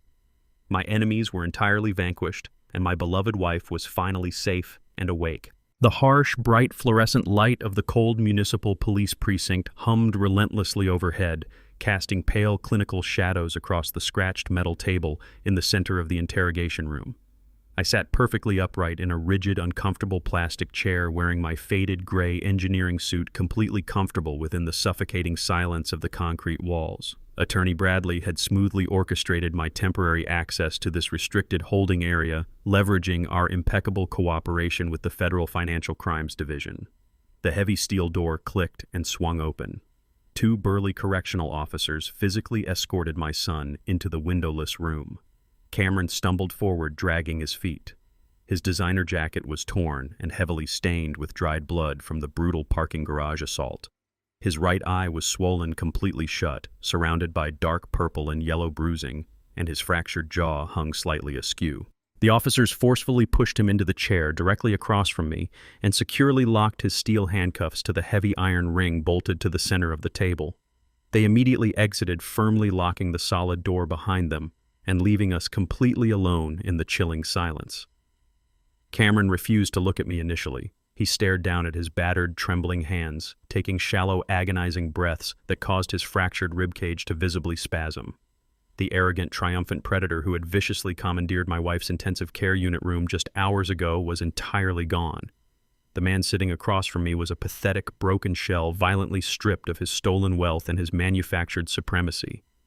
He was finally facing the absolute reality of his actions without any legal loopholes or deceitful, manipulative spouses to shield him. I did not offer a single solitary word of comfort. I simply waited for him to speak to me. Cameron finally lifted his battered head, tears streaming down his bruised face, pooling in the deep cuts along his jawline. He began to weep openly, a pathetic, desperate display entirely devoid of genuine remorse. He did not apologize for attempting to systematically poison his own mother. He did not ask if Valerie had successfully survived the brutal chemical assault they had orchestrated. Instead, he violently slammed his bound hands against the metal table, the steel chains rattling loudly in the quiet room. He begged me for immediate financial salvation. He frantically sobbed that the underground loan sharks were completely merciless. He claimed they held extensive criminal networks inside the state penitentiary system, explicitly threatening to have him brutally murdered in his cell if he failed to produce the $600,000. He pleaded with me to liquidate my remaining investment portfolios, desperately demanding I pay off his massive illicit debt to spare his life. He promised he would permanently disappear if I simply utilized my vast corporate resources to rescue him from his impending execution. I remained perfectly still, watching his frantic emotional manipulation crash uselessly against my absolute composure. I did not blink. I slowly opened the leather briefcase resting by my feet and withdrew a single heavy corporate document housed inside a protective plastic sleeve. I deliberately slid the manila folder across the scratched steel surface, stopping it exactly 1 inch from his trembling fingertips. Cameron stared at the sealed paperwork, utterly confused by my cold, methodical response. I instructed him to carefully read the primary corporate registration page. His swollen eye darted across the black text, struggling to process the complex legal terminology. I decided to directly verbalize the ultimate devastating truth. I calmly explained that 15 years ago I had intentionally established a highly secure, completely insulated financial shell corporation specifically designed to quietly manage my high-risk offshore venture capital investments. I actively utilized layers of anonymous proxy directors and completely unlisted holding companies to completely detach my personal identity from its aggressive lending operations. I leaned slightly forward, making absolute terrifying eye contact with my weeping son. I explicitly revealed that the notorious, ruthless underground lending firm he had so desperately sought out to illegally finance his failing technology startup was entirely owned and operated by the Pierce Industrial Trust. The shadow creditors he feared were my direct employees. Cameron stopped breathing. He stared at me in absolute horrified disbelief as my words permanently shattered his entire understanding of reality. He realized the violent enforcers in the parking garage had not acted independently. They were merely executing the strict collection protocols I had personally mandated for all fraudulent defaults. I had controlled the very source of his stolen capital from the absolute beginning. He had walked directly into my snare, completely blinded by his insatiable greed. The massive $600,000 he currently owed was actual money he had literally borrowed directly from his own biological father. My meticulous trap was absolutely inescapable. Cameron sat completely paralyzed within the sterile interrogation room, his fractured jaw trembling as the horrifying reality thoroughly dismantled his fragile psychological state. He had arrogantly believed he was outsmarting an obsolete old man when he handed the fraudulent property deed to the shadow creditors. He now profoundly understood the colossal magnitude of his unforgivable error. He had literally borrowed $600,000 directly from his own father, utilizing a completely fabricated legal document to unknowingly defraud his own family's massive corporate entity. The entire illicit debt was a meticulously orchestrated, highly sophisticated trap I had deliberately set to legally capture his insatiable greed. By actively pledging a fraudulent asset to secure capital from the Pierce Industrial Trust's underground subsidiary, Cameron had unknowingly crossed the strict threshold from local elder abuse into severe federal financial crime. Attorney Bradley had already submitted the undeniable paper trail directly to the federal prosecutors. Cameron was no longer facing a simple domestic dispute. He was facing decades inside a maximum security federal penitentiary for massive corporate fraud, grand larceny, and wire manipulation entirely disconnected from Megan's separate money laundering charges. His treacherous wife could not save him. His stolen money was completely eradicated, and his physical safety inside the prison system was now entirely dictated by the exact same corporate entity he had so foolishly attempted to defraud. He possessed absolutely zero leverage. The terrifying syndicate he profoundly feared was simply a highly regulated division of my own immense financial portfolio operating perfectly within the incredibly strict parameters of my carefully orchestrated retaliation. I calmly stood up from the rigid plastic chair, buttoned my faded gray engineering suit, and smoothly picked up my leather briefcase. I did not require any further confessions or pathetic apologies. The trap had successfully executed its absolute purpose. Cameron slowly processed the sheer hopelessness of his permanent destruction. He violently dropped his heavy, bruised head directly onto the scratched metal table, his bloody cheek pressing against the cold steel surface as he sobbed in absolute total defeat. I firmly knocked on the heavy iron door, signaling the correctional officers to let me out. I confidently walked away without ever looking back, returning to a wife who was finally awake and a life completely cleansed of their toxic greed. How will you apply this strategy of setting clear, unyielding boundaries to protect your own fundamental well-being in future conflicts? I stepped out of the freezing concrete hallway and silently entered the adjacent observation room. A massive two-way mirror dominated the center of the wall, providing a flawless view directly into the second interrogation chamber. The fluorescent lights buzzed softly overhead as I stood beside the lead federal investigator. Megan sat at the center of the scratched metal table, her expensive designer gown completely ruined and hanging off her shoulders in dirty, torn layers. She had spent the entire car ride from the airport frantically constructing a desperate, entirely fabricated narrative to save her own pathetic life. She violently wiped fake tears from her eyes, aggressively deploying her most practiced look of profound, victimized terror. Two seasoned detectives sat across from her, their faces entirely neutral as they recorded her frantic testimony. Megan launched into a highly theatrical, flawlessly delivered performance. She vehemently claimed that Cameron was a dangerously abusive, violently controlling husband who had ruthlessly forced her into absolute compliance. She painted herself as a terrified, helpless hostage trapped inside a toxic marriage, completely stripped of her own free will. She aggressively lied to the federal agents, loudly insisting that she had absolutely zero knowledge of the illicit money laundering operations or the stolen corporate funds. She shamelessly weaponized genuine domestic abuse survival narratives to shield her own sociopathic greed. She practically hyperventilated dramatically, clutching her chest, while stating that Cameron had explicitly threatened to physically destroy her if she dared to contact the authorities. She intended to completely sacrifice her beaten husband, dumping the entirety of their massive criminal enterprise squarely onto his broken shoulders. I watched her desperate manipulation unfold with absolute cold precision. She truly believed her very wealthy, sophisticated victim routine would successfully manipulate the criminal justice system and grant her absolute legal immunity immediately. Megan leaned aggressively forward across the scratched metal table, desperately attempting to solidify her fabricated innocence. She stared directly into the lead detective's eyes, dramatically insisting that Cameron had explicitly ordered her to administer the lethal black market narcotics to his dying mother. She sobbed violently, claiming her husband had meticulously orchestrated the entire homicidal scheme to aggressively expedite his massive financial inheritance. She vehemently stated that she had simply followed his terrifying domestic commands, fearing he would physically destroy her if she ever refused his sociopathic directives. Her performance was incredibly convincing, meticulously designed to legally establish Cameron as the solitary mastermind behind the gruesome medical assassination attempt. The two federal detectives continued writing their detailed notes, allowing her desperate perjury to completely fill the silent interrogation chamber. Before Megan could successfully finalize her treacherous legal maneuver, the heavy steel door suddenly swung wide open. Attorney Bradley strode confidently into the sterile concrete room, wearing his impeccably tailored charcoal suit and projecting absolute, unwavering legal authority. He completely ignored Megan's tearful, bewildered expression. He walked directly toward the center of the interrogation table and firmly placed a sleek digital tablet onto the cold steel surface.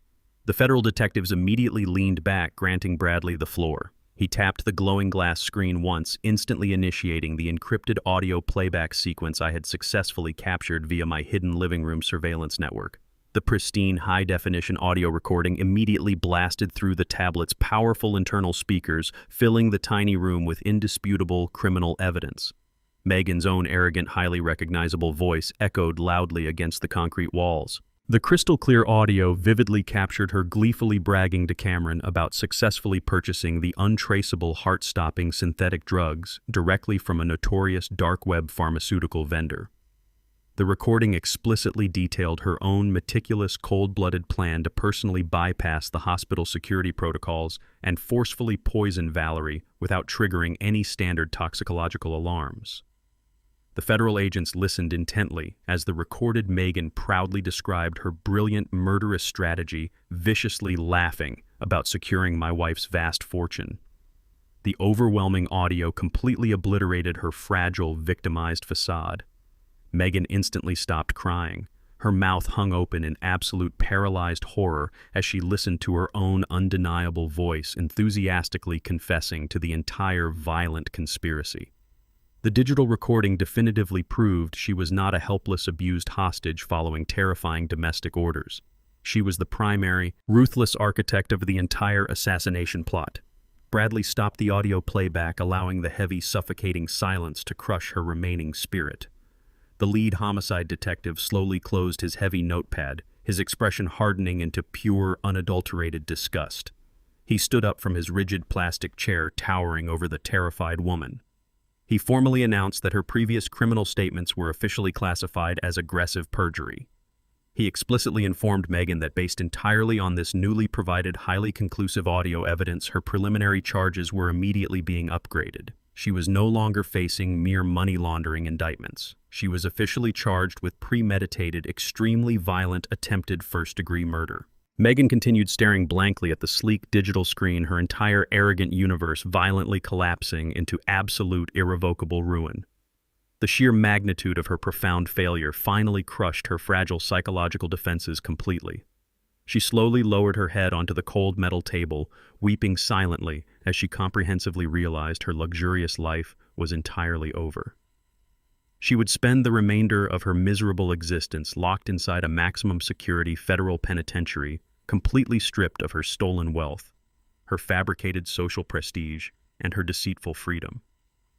The federal agents physically hoisted her from the plastic chair, escorting her directly toward the processing center to systematically execute her formal booking procedures. Down the sterile hallway, Cameron endured the exact same humiliating fate officially processed into the massive, unforgiving criminal justice system. They were finally locked away, permanently isolated from the innocent people they had so viciously targeted. I turned away from the heavy observation window, feeling a profound, overwhelming sense of absolute closure settling deep within my chest. I smoothly navigated the busy, echoing corridors of the municipal police precinct, walking with the quiet, undeniable confidence of a man who had successfully conquered an incredible darkness. I pushed open the heavy glass entrance doors and stepped outside into the crisp, refreshing morning air. The bright golden sun was steadily rising over the towering city skyline, casting a warm, brilliant light across the waking metropolis. The immediate lethal threat against my beloved family was permanently neutralized, entirely dismantled by my own unwavering strategic retaliation. Valerie was safely resting inside her heavily guarded hospital room, surrounded by dedicated medical professionals and entirely free from their toxic influence. My son and his wife were decisively incarcerated, facing decades of severe punishment for their sociopathic greed. I took a deep, steadying breath, allowing the gentle morning breeze to wash over my faded engineering suit. My flawless trap had functioned with absolute perfection, legally neutralizing the vicious predators who had arrogantly attempted to destroy my home. I calmly walked down the concrete steps, completely ready to finally return to my fiercely healing wife and rebuild our beautiful, peaceful life together without ever looking back. My meticulous, calculated retaliation was officially complete. Every single variable had been rigorously tested, and the optimal outcome was undeniably achieved. I smiled softly to myself, firmly knowing that our precious twilight years would now remain eternally undisturbed by their unforgivable toxic venom. The morning sun completely illuminated the hospital corridors as I walked back through the heavy glass doors of the intensive care unit. The sterile scent of antiseptic no longer carried the overwhelming weight of impending loss. It now represented the ultimate sanctuary of our truly magnificent victory. I navigated the familiar maze of clinical white hallways wearing my faded gray engineering suit proudly. 2 uniformed police officers stood firmly at attention outside the designated private hospital room. They instantly recognized me, offering a silent nod of profound respect before stepping aside to grant me immediate access. I pushed the heavy wooden door open and stepped quietly across the threshold. The harsh, rhythmic beeping of the cardiac monitors had been completely silenced. The intimidating labyrinth of intravenous tubes and heavy respiratory equipment was entirely gone. Valerie was sitting upright against a stack of crisp white hospital pillows. Her face was undeniably pale, and deep shadows lingered heavily beneath her warm brown eyes, but she was completely, undeniably lucid. The sheer magnitude of this miraculous reality momentarily paralyzed me near the doorway. She slowly turned her head toward the sound of my entrance. A soft, incredibly familiar smile instantly broke across her tired features, completely erasing the horrible, suffocating nightmare of the past 24 hours. She did not look like a helpless victim waiting to be discarded by her treacherous family. She possessed the quiet, unbreakable strength of a woman who had successfully survived a meticulously planned assassination attempt. I walked slowly toward the side of her mechanical bed, completely overwhelmed by the profound depth of her resilience. The toxic predators who sought to extinguish her light were currently rotting inside federal holding cells, while my beautiful, brilliant wife was actively reclaiming her stolen life right in front of my eyes. I gently sat on the edge of the mattress and reached forward carefully, wrapping my arms around her fragile shoulders. We shared a quiet, profoundly deep embrace, allowing the overwhelming magnitude of our ultimate survival to wash over us completely. I buried my face into her neck, feeling the steady, reassuring pulse of her beating heart against my chest. She held me incredibly tightly, her physical grip surprisingly strong for someone who had just escaped the brink of permanent darkness. When we finally pulled back, I gently cupped her face in my hands, silently promising her that the terrifying ordeal was entirely over.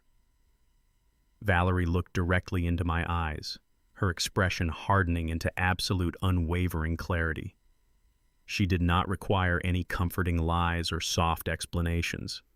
She immediately revealed a crucial, previously unknown detail regarding the exact moment of the brutal assassination attempt. Her voice was remarkably steady as she calmly explained that her sharp biological instincts had never truly faded during her prolonged hospitalization.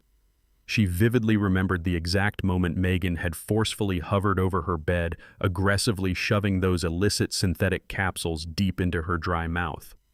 Valerie explicitly detailed how the harsh, fiercely metallic taste of the unregulated black market narcotics had instantly triggered a massive internal alarm.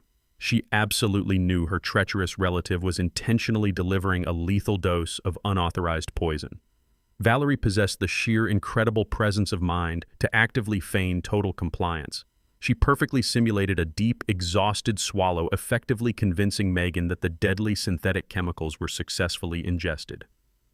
The exact second the heavy wooden door clicked shut and Megan smugly locked her inside the private room, Valerie immediately sprang into desperate survival mode. She aggressively coughed the lethal capsules back up violently, spitting the vast majority of the toxic medication directly into the hidden folds of her white cotton pillowcase. She deliberately concealed the damp, heavily stained fabric beneath her heavy blankets to perfectly maintain the illusion of complete physical capitulation. Although a tiny, unavoidable fraction of the potent synthetic compound had managed to enter her fragile bloodstream, causing her sudden physiological crash and the subsequent terrifying medical emergency, her brilliant split-second tactical deception had effectively prevented a massive instantaneous cardiac arrest. Her incredibly sharp instincts and remarkable situational awareness had successfully kept her breathing just long enough for me to forcefully breach the heavily barricaded hospital room and rapidly administer the vital experimental antidote. She had fundamentally engineered her own miraculous survival right under their incredibly arrogant noses. I listened to her astounding confession with absolute profound awe. My beautiful wife was not merely a passive victim waiting helplessly in the dark. She was a brilliant, incredibly resilient tactical survivor who had actively outsmarted two vicious sociopathic predators. We sat together in the quiet hospital room, our hands tightly intertwined, completely unified in our incredible triumph. The toxic offspring who had so foolishly underestimated our collective strength were currently facing total, irreversible annihilation. Our family legacy was fully secured. The attending chief physician entered the private room shortly after our emotional reunion. He carried a thick medical chart and offered a warm, highly encouraging smile. He formally verified Valerie rapidly stabilizing vital signs and cautiously suggested beginning a rigorous, structured regimen of intensive physical therapy. He gently recommended she remain comfortably hidden away inside the secure hospital bed for several more weeks to ensure her complete physiological recovery. Valerie listened politely to his conservative medical advice, but she immediately shook her head in absolute unwavering refusal. The incredibly fierce, independent spirit that had kept her breathing during the terrifying chemical attack completely rejected the passive concept of prolonged isolation. She adamantly refused to hide away like a broken, fragile invalid while the legal system dismantled the sociopathic criminals who had actively attempted to extinguish her life. She looked directly at the stunned physician and firmly demanded a specialized transport wheelchair immediately. The doctor hesitated, citing her extreme physical exhaustion, but my wife's ironclad determination entirely overwhelmed his clinical objections. Valerie explicitly declared her unyielding intention to personally attend the upcoming federal sentencing hearing. She was completely unwilling to let written affidavits or proxy attorneys represent her profound survival. She fiercely resolved to physically roll directly into that crowded judicial courtroom, proudly demonstrating her unbreakable resilience to the entire world. She wanted to look her treacherous, murderous daughter-in-law straight in the eyes when the unforgiving federal judge finally handed down the maximum punitive sentence. She intended to deliver her visceral, incredibly powerful victim impact statement directly from her own mouth, completely shattering Megan's pathetic, fabricated victim narrative. I stood proudly behind her mechanical bed, placing a reassuring hand on her fragile shoulder as she verbally commanded the room. Valerie was no longer the helpless, dying matriarch our greedy son had so arrogantly attempted to erase. She had brilliantly transformed into a formidable, completely unstoppable force of absolute retribution. The medical staff frantically scrambled to fulfill her explicit, unwavering demands. We were actively preparing to deliver the absolute devastating final blow together. The entire dynamic of our situation had completely shifted in a matter of moments. She was actively reclaiming her powerful position as the absolute head of our family. Our united front was entirely impenetrable. They would soon face her unwavering wrath. We would show no mercy whatsoever during the proceedings. Our ultimate victory was completely absolute today. The heavy mahogany doors of the federal courthouse swung open to reveal a massive room completely packed to absolute capacity. The high-profile nature of the financial scandal and the subsequent attempted murder charges had drawn an enormous crowd of local journalists, former business associates, and curious spectators. The oppressive silence inside the grand architectural space carried a distinct heavy weight of impending absolute justice. The harsh morning sunlight streamed through the tall stained glass windows, illuminating the polished wooden benches and the rigid postures of the attendees.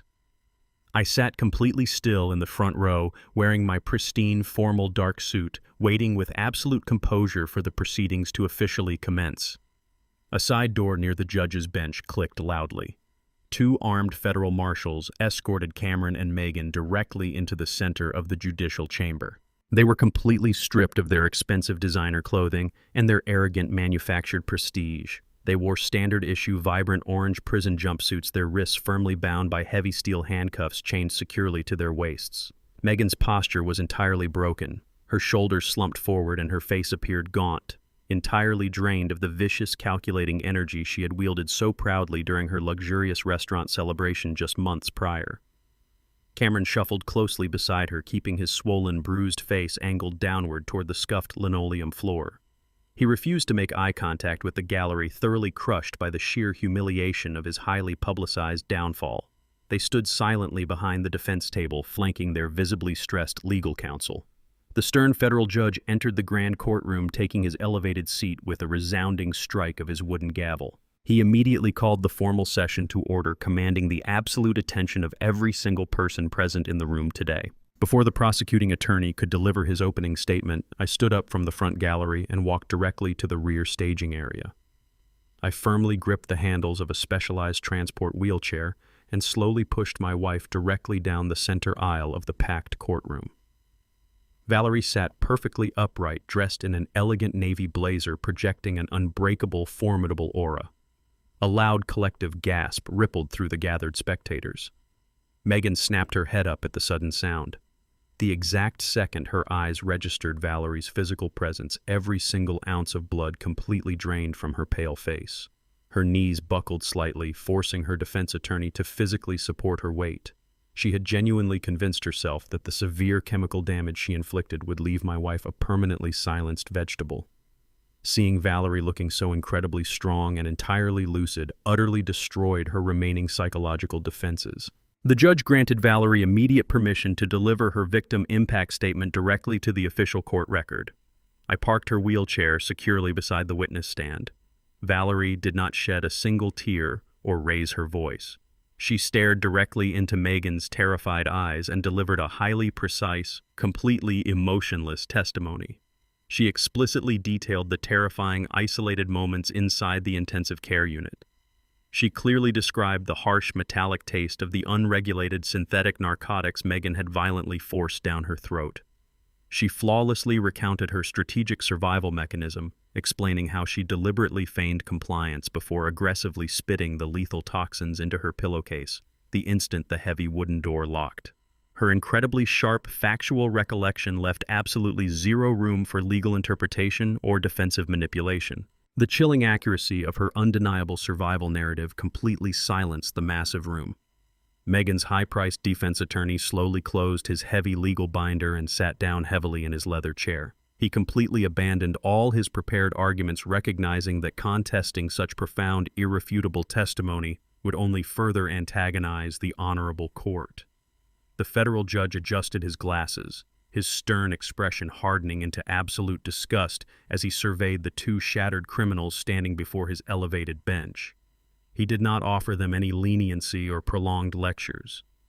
He addressed Megan directly, explicitly condemning her sociopathic greed and her terrifyingly calculated assassination attempt against an entirely innocent, loving woman. He officially sentenced her to exactly 25 years inside a maximum security federal penitentiary, strictly removing any future possibility of early parole. He then turned his unyielding focus entirely onto Cameron. He thoroughly lambasted my son for his profound cowardice, his massive financial fraud against the Pierce Industrial Trust, and his highly disgusting, unforgivable elder abuse. He swiftly delivered a consecutive 15-year prison sentence, permanently ensuring his total isolation from society. The swift, heavy hammer of absolute justice had decisively fallen, completely eradicating their malicious existence from our lives forever, and finally securing our ultimate peace. The sharp, distinct sound of heavy steel chains rattling against the wooden defense table signaled the absolute conclusion of the legal proceedings. The stern federal judge forcefully struck his wooden gavel one final time, officially dismissing the court and ordering the immediate physical transfer of the convicted prisoners. 4 heavily armed bailiffs immediately stepped forward, firmly grasping the bright orange fabric of Cameron and Megan's prison uniforms. They forcefully directed the shattered couple toward the secured holding area located at the far side of the massive judicial chamber. As the bailiffs forcefully guided them down the central walkway, Cameron suddenly stopped moving. He planted his worn canvas shoes firmly against the polished linoleum floor, desperately resisting the immense physical pull of his armed captors. He turned his bruised, tear-stained face toward the gallery and locked his desperate, frantic eyes directly onto mine. The oppressive silence of the departing courtroom amplified his incredibly fragile, broken voice. He openly wept, uttering a pathetic, completely useless apology for his monstrous greed and his unforgivable betrayal. He frantically begged for a singular ounce of fatherly forgiveness before facing his bleak, terrifying decade inside the brutal federal penitentiary system. I remained perfectly still beside my wife's wheelchair. I did not display a single trace of residual anger, nor did I project any semblance of underlying parental pity. I simply stared directly into his utterly defeated eyes and offered a single highly deliberate nod. That incredibly subtle, completely silent gesture formally acknowledged the absolute permanent end of his toxic influence over my life forever. The bailiffs violently yanked his heavy steel chains, roughly dragging his sobbing broken body through the heavy security doors and entirely out of our existence. I smoothly gripped the handles of Valerie's wheelchair, effortlessly rotating the mechanical device around to face the main exit. We calmly navigated through the parting crowd of stunned journalists and silent spectators, stepping gracefully through the massive mahogany doors and out into the crisp, refreshing air. The bright, warming morning sun was rapidly rising over the sprawling city skyline, casting a beautiful, radiant glow across the grand concrete steps of the federal courthouse. The immediate suffocating threat against my beloved family was officially and permanently neutralized today.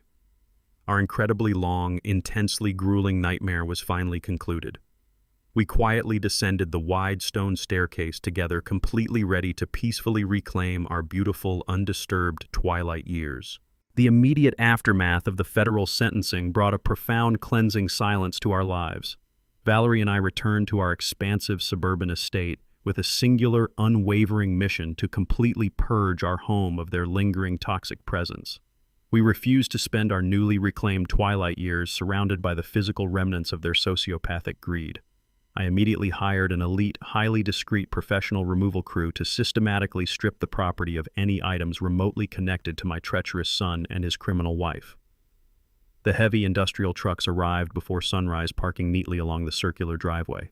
The uniformed workers moved with absolute mechanical efficiency through the wide corridors of our home. They decisively boxed up every single photograph, every holiday ornament, and every lingering personal effect Cameron had ever left behind during his manipulative, self-serving visits. Valerie sat comfortably in her sunroom, drinking her morning tea and directing the systematic erasure of the people who had actively attempted to murder her.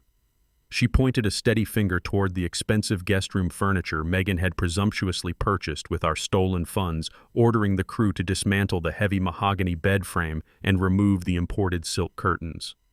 I watched the workers carry the heavy boxes directly out the front door, physically dismantling the false legacy Cameron had so desperately tried to weaponize against us. The house felt instantly lighter, practically breathing again, as the oppressive weight of their deceit was carried away. We were not merely cleaning a physical space. We were actively executing a profound psychological exorcism. Every empty wall and every cleared shelf represented our ultimate, undeniable survival. We were finally and permanently reclaiming our beloved sanctuary, deliberately preparing the immaculate foundation for a peaceful, entirely secure future, completely devoid of their vicious, calculating venom forever and always. The subsequent phase of our comprehensive cleansing required absolute financial obliteration. Because Cameron had foolishly pledged a fraudulent property deed to secure his illicit capital from the Pierce Industrial Trust, my legal team possessed the total, unmitigated authority to aggressively seize every single asset he and Megan owned. I directly instructed Attorney Bradley to officially execute the immediate, merciless liquidation of their entire lavish estate without delay. The federal courts swiftly granted our corporate subsidiary the absolute right to confiscate their luxury vehicles, draining their accounts to cover the massive, fraudulent debt they had accrued.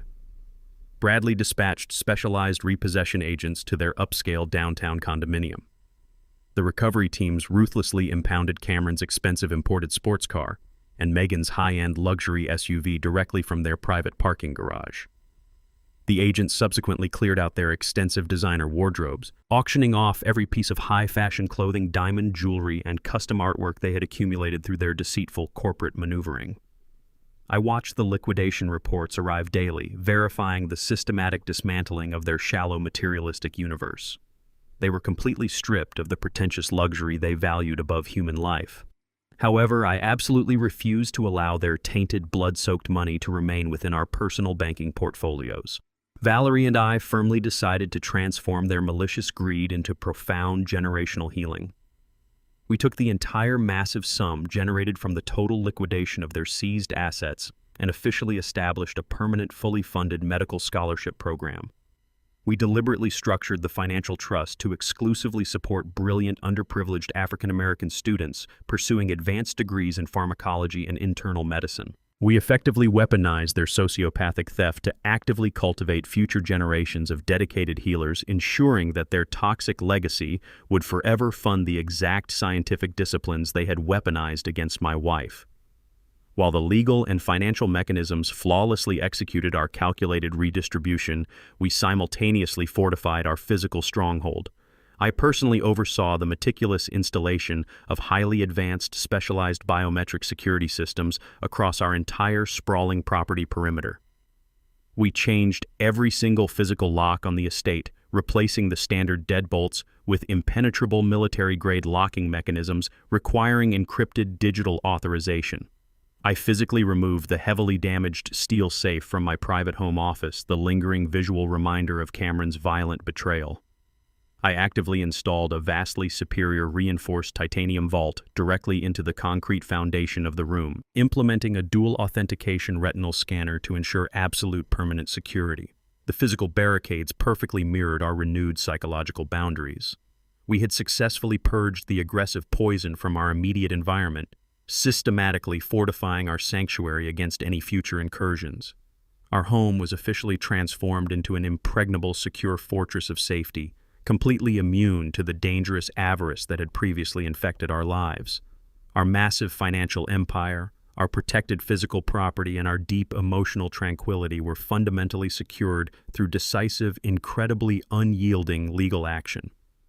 The rigorous purification process was nearly finished, leaving us standing strong, entirely unburdened, and wholly victorious against the terrifying darkness they had unleashed upon our family. The late afternoon sun cast long, warm shadows across the polished mahogany floor of my newly secured home office. I sat comfortably behind my expansive desk, projecting absolute authority, while Attorney Bradley meticulously arranged a thick stack of finalized legal documents before me. Our extensive, incredibly calculating operation was rapidly approaching its ultimate definitive conclusion.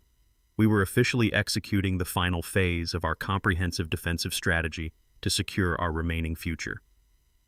Bradley handed me a customized fountain pen, his expression radiating absolute professional respect and deep admiration. I smoothly uncapped the heavy instrument and began signing my name across the crisp official pages of the newly restructured family trust. With every single deliberate stroke of ink, I legally and permanently erased Cameron's name from our massive financial empire.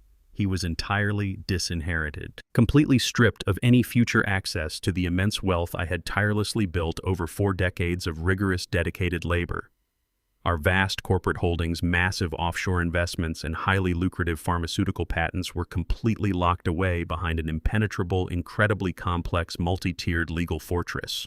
Bradley carefully gathered the signed documents, swiftly securing them inside his locked leather briefcase with practiced efficiency. He respectfully nodded his head, verbally confirming that the complex financial transition was absolutely legally binding and entirely irreversible forever. The silent adjustment was finally completely, utterly finished. I leaned back into my comfortable leather chair, feeling a profound, unshakable sense of absolute victory settling deeply into my bones. The ruthless, highly arrogant predators who had foolishly viewed my quiet demeanor as a pathetic vulnerability were now permanently rotting inside maximum security federal prison cells, thoroughly crushed by the invisible mechanisms they had completely underestimated. They had aggressively attempted to steal a massive, thriving empire, but they had violently collided with an unyielding, incredibly prepared titan. My beautiful, fiercely resilient wife was happily resting down the hall, entirely safe from their venomous reach. I looked out the large window, watching the vibrant sunset paint the quiet suburban skyline in brilliant hues of gold and crimson. The violent storm had completely passed, leaving behind a perfectly cleansed, heavily fortified kingdom. The silent adjustment had successfully restored our ultimate peace. I am the permanent, undisputed architect of my own absolute justice. My family remains forever unbroken, thriving securely beyond the pathetic reach of superficial greed and treacherous ambition. Our tranquil, perfectly insulated paradise is ours alone to enjoy. The crisp, refreshing morning breeze swept gently across our sprawling suburban estate, carrying the vibrant scent of blooming jasmine and fresh pine. I sat comfortably in the heavy wooden rocking chair on our expansive front porch, watching the golden sunlight filter through the towering oak trees. The deep, absolute silence of the property felt entirely different today. It was no longer the heavy, oppressive quiet of anticipating an inevitable attack. It was the pure, unadulterated tranquility of a heavily fortified sanctuary. The heavy oak front door clicked softly behind me. I turned my head, fully expecting to see my hired private security detail executing their standard morning perimeter sweep. Instead, my breath caught firmly in my throat. Valerie stepped gracefully onto the polished wooden floorboards entirely under her own incredible physical power. She moved without her specialized transport wheelchair, without a heavy medical cane, and without a single trace of hesitation in her remarkably steady stride. She wore a simple, elegant white linen dress that perfectly complemented her newly returning vibrant complexion. Her hands were fully occupied, expertly balancing 2 steaming ceramic mugs of our favorite dark roast coffee, the sheer, undeniable strength radiating from her completely dismantled any lingering shadows of her terrifying intensive care unit ordeal. I instantly began to stand up from my rocking chair, my protective instincts immediately urging me to assist her across the wide porch. Valerie quickly locked her sharp, determined brown eyes directly onto mine and offered a small, fiercely independent shake of her head. She did not require any physical assistance. She intended to conquer this simple morning ritual entirely independently. I slowly lowered myself back into the wooden seat, watching my beautiful, profoundly resilient wife conquer the physical space. She successfully navigated the porch and carefully handed me the warm mug. We sat together in a profoundly comfortable silence, silently sipping the rich, bitter liquid, while observing the peaceful suburban street stretching out beyond our pristine, manicured lawn. During the agonizing weeks leading up to the massive federal trial, Cameron and Megan had aggressively waged a highly calculated, incredibly vicious social defamation campaign against us. They had actively visited several prominent neighbors, deliberately spreading horrible, fabricated rumors regarding our supposed mental instability and brutal financial cruelty. Their toxic objective was to systematically isolate us, ensuring no one would question their sudden hostile takeover of our expansive estate. I vividly remembered the cold, suspicious glares we had previously endured from the local community. However, the highly publicized federal sentencing had completely shattered their deceptive narrative. The undeniable judicial outcome definitively exposed their sociopathic greed to the entire world, completely exonerating our actions. As we sat on the porch, Mr. and Mrs. Henderson, our longtime neighbors from directly across the street, slowly walked past our heavy iron gates during their routine morning stroll. A few short weeks ago, they would have nervously averted their eyes and quickly accelerated their pace to aggressively avoid any social interaction. Today, they abruptly stopped their walk. Mr. Henderson looked directly at me, his posture radiating a deep, undeniable respect. He offered a firm, highly deliberate wave while his wife smiled warmly toward Valerie, projecting genuine relief and profound admiration for her miraculous recovery. I politely returned their friendly gesture, acknowledging their silent, deeply validating apology. They smoothly continued down the sunny sidewalk, leaving me to profoundly reflect on the incredibly complex nature of human relationships. My own biological son had ruthlessly attempted to eradicate our existence, merely to aggressively accelerate his unearned financial inheritance. He had weaponized our shared genetics, arrogantly believing his fundamental status as my child permanently guaranteed him absolute immunity from my wrath. He was catastrophically incorrect. I now recognized with absolute crystal clarity that bloodlines are entirely meaningless without the incredibly vital foundation of unwavering mutual loyalty. True family is never defined by a simple genetic lottery or an inherited surname. Real family is explicitly forged through honorable actions, consistent respect, and an unyielding commitment to actively protect one another during moments of severe vulnerability.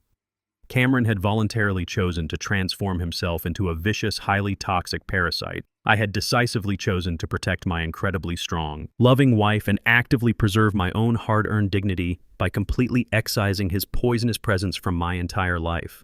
I refused to allow my fundamental fatherly instincts to be aggressively exploited by a treacherous criminal.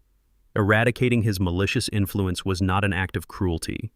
It was a mandatory, highly calculated act of profound self-preservation. I looked down at the dark coffee resting inside my ceramic mug, feeling an overwhelming, highly powerful sense of absolute justification. Removing the severe infection had successfully saved the host. Our guarded property now reflected the pristine internal peace we had rightfully achieved. Actions guaranteed our future remained untouched by greed. I slowly raised the heavy ceramic mug to my lips and took a long, deliberate sip of the dark, steaming coffee. The rich, bold flavor washed over my palate, serving as a grounding reminder of the incredibly beautiful simplicity returning to our daily existence. The chaotic, profoundly destructive storm that had aggressively ravaged our lives over the past grueling month was finally entirely gone. It had been systematically dismantled and permanently erased by a sequence of highly calculated, entirely unapologetic legal retaliations. I leaned back into the comfortable wooden rocking chair, feeling the gentle morning sunlight actively warming my face. The chirping birds overhead provided a soothing, incredibly peaceful melody that perfectly matched our serene environment. I had learned an invaluable, incredibly hard-fought lesson throughout this horrific ordeal. I profoundly realized that true, enduring peace is never achieved through passive submission or endless, unreciprocated sacrifices.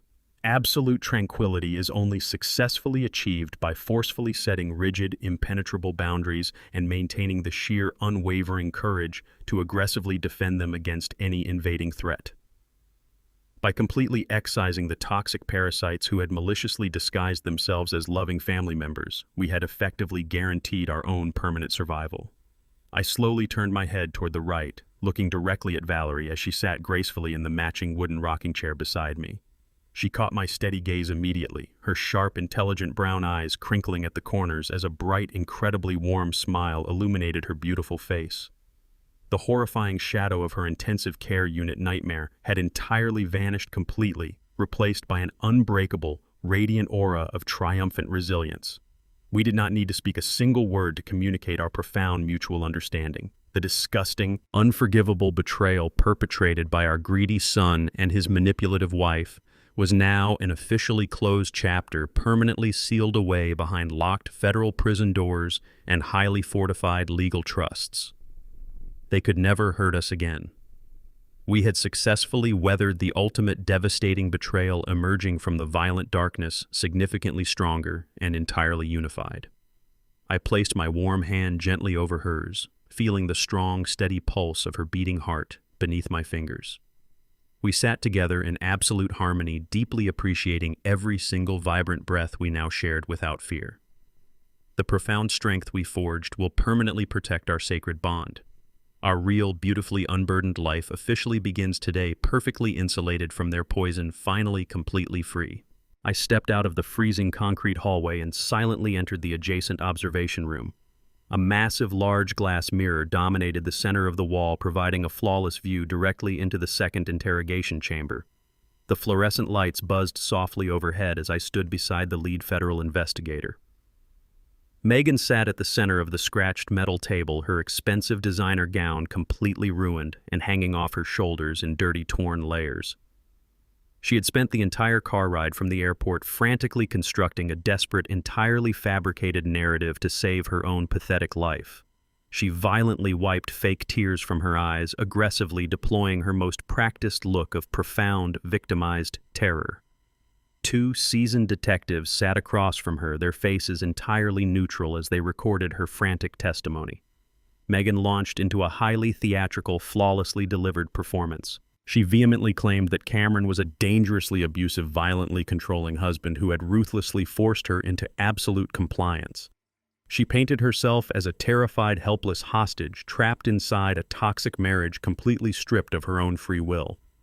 She aggressively lied to the federal agents, loudly insisting that she had absolutely zero knowledge of the illicit money laundering operations or the stolen corporate funds. She shamelessly weaponized genuine domestic abuse survival narratives to shield her own sociopathic greed. She practically hyperventilated dramatically, clutching her chest while stating that Cameron had explicitly threatened to physically destroy her if she dared to contact the authorities. She intended to completely sacrifice her beaten husband, dumping the entirety of their massive criminal enterprise squarely onto his broken shoulders. I watched her desperate manipulation unfold with absolute cold precision. She truly believed her very wealthy, sophisticated victim routine would successfully manipulate the criminal justice system and grant her absolute legal immunity. Megan leaned aggressively forward across the scratched metal table, desperately attempting to solidify her fabricated innocence. She stared directly into the lead detective's eyes, dramatically insisting that Cameron had explicitly ordered her to administer the lethal black market narcotics to his dying mother. She sobbed violently, claiming her husband had meticulously orchestrated the entire homicidal scheme to aggressively expedite his massive financial inheritance. She vehemently stated that she had simply followed his terrifying domestic commands, fearing he would physically destroy her if she ever refused his sociopathic directives. Her performance was incredibly convincing, meticulously designed to legally establish Cameron as the solitary mastermind behind the gruesome medical assassination attempt. The two federal detectives continued writing their detailed notes, allowing her desperate perjury to completely fill the silent interrogation chamber. Before Megan could successfully finalize her treacherous legal maneuver, the heavy steel door suddenly swung wide open. Attorney Bradley strode confidently into the sterile concrete room, wearing his impeccably tailored charcoal suit and projecting absolute, unwavering legal authority. He completely ignored Megan's tearful, bewildered expression. He walked directly toward the center of the interrogation table and firmly placed a sleek digital tablet onto the cold steel surface. He tapped the glowing glass screen once, instantly initiating the encrypted audio playback sequence I had successfully captured via my hidden living room surveillance network. The pristine high-definition audio recording immediately blasted through the tablet's powerful internal speakers, filling the tiny room with indisputable criminal evidence. Megan's own arrogant, highly recognizable voice echoed loudly against the concrete walls. The crystal-clear audio vividly captured her gleefully bragging to Cameron about successfully purchasing the untraceable, heart-stopping synthetic drugs directly from a notorious dark web pharmaceutical vendor. The recording explicitly detailed her own meticulous, cold-blooded plan to personally bypass the hospital security protocols and forcefully poison Valerie without triggering any standard toxicological alarms. The federal agents listened intently as the recorded Megan proudly described her brilliant, murderous strategy, viciously laughing about securing my wife's vast fortune. The overwhelming audio completely obliterated her fragile, victimized facade. Megan instantly stopped crying. Her mouth hung open in absolute paralyzed horror as she listened to her own undeniable voice, enthusiastically confessing to the entire violent conspiracy. The digital recording definitively proved she was not a helpless, abused hostage following terrifying domestic orders. She was the primary, ruthless architect of the entire assassination plot. Bradley stopped the audio playback, allowing the heavy, suffocating silence to crush her remaining spirit. The lead homicide detective slowly closed his heavy notepad, his expression hardening into pure, unadulterated disgust.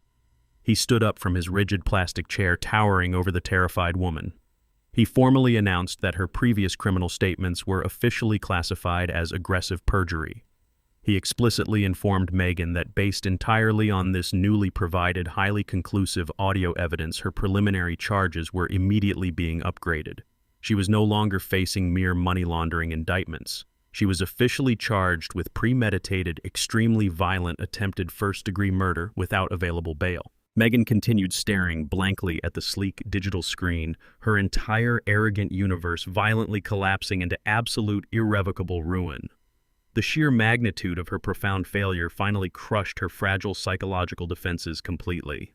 She slowly lowered her head onto the cold metal table, weeping silently as she comprehensively realized her luxurious life was entirely over. She would spend the remainder of her miserable existence locked inside a maximum security federal penitentiary, completely stripped of her stolen wealth, her fabricated social prestige, and her deceitful freedom. The federal agents physically hoisted her from the plastic chair, escorting her directly toward the processing center to systematically execute her formal booking procedures.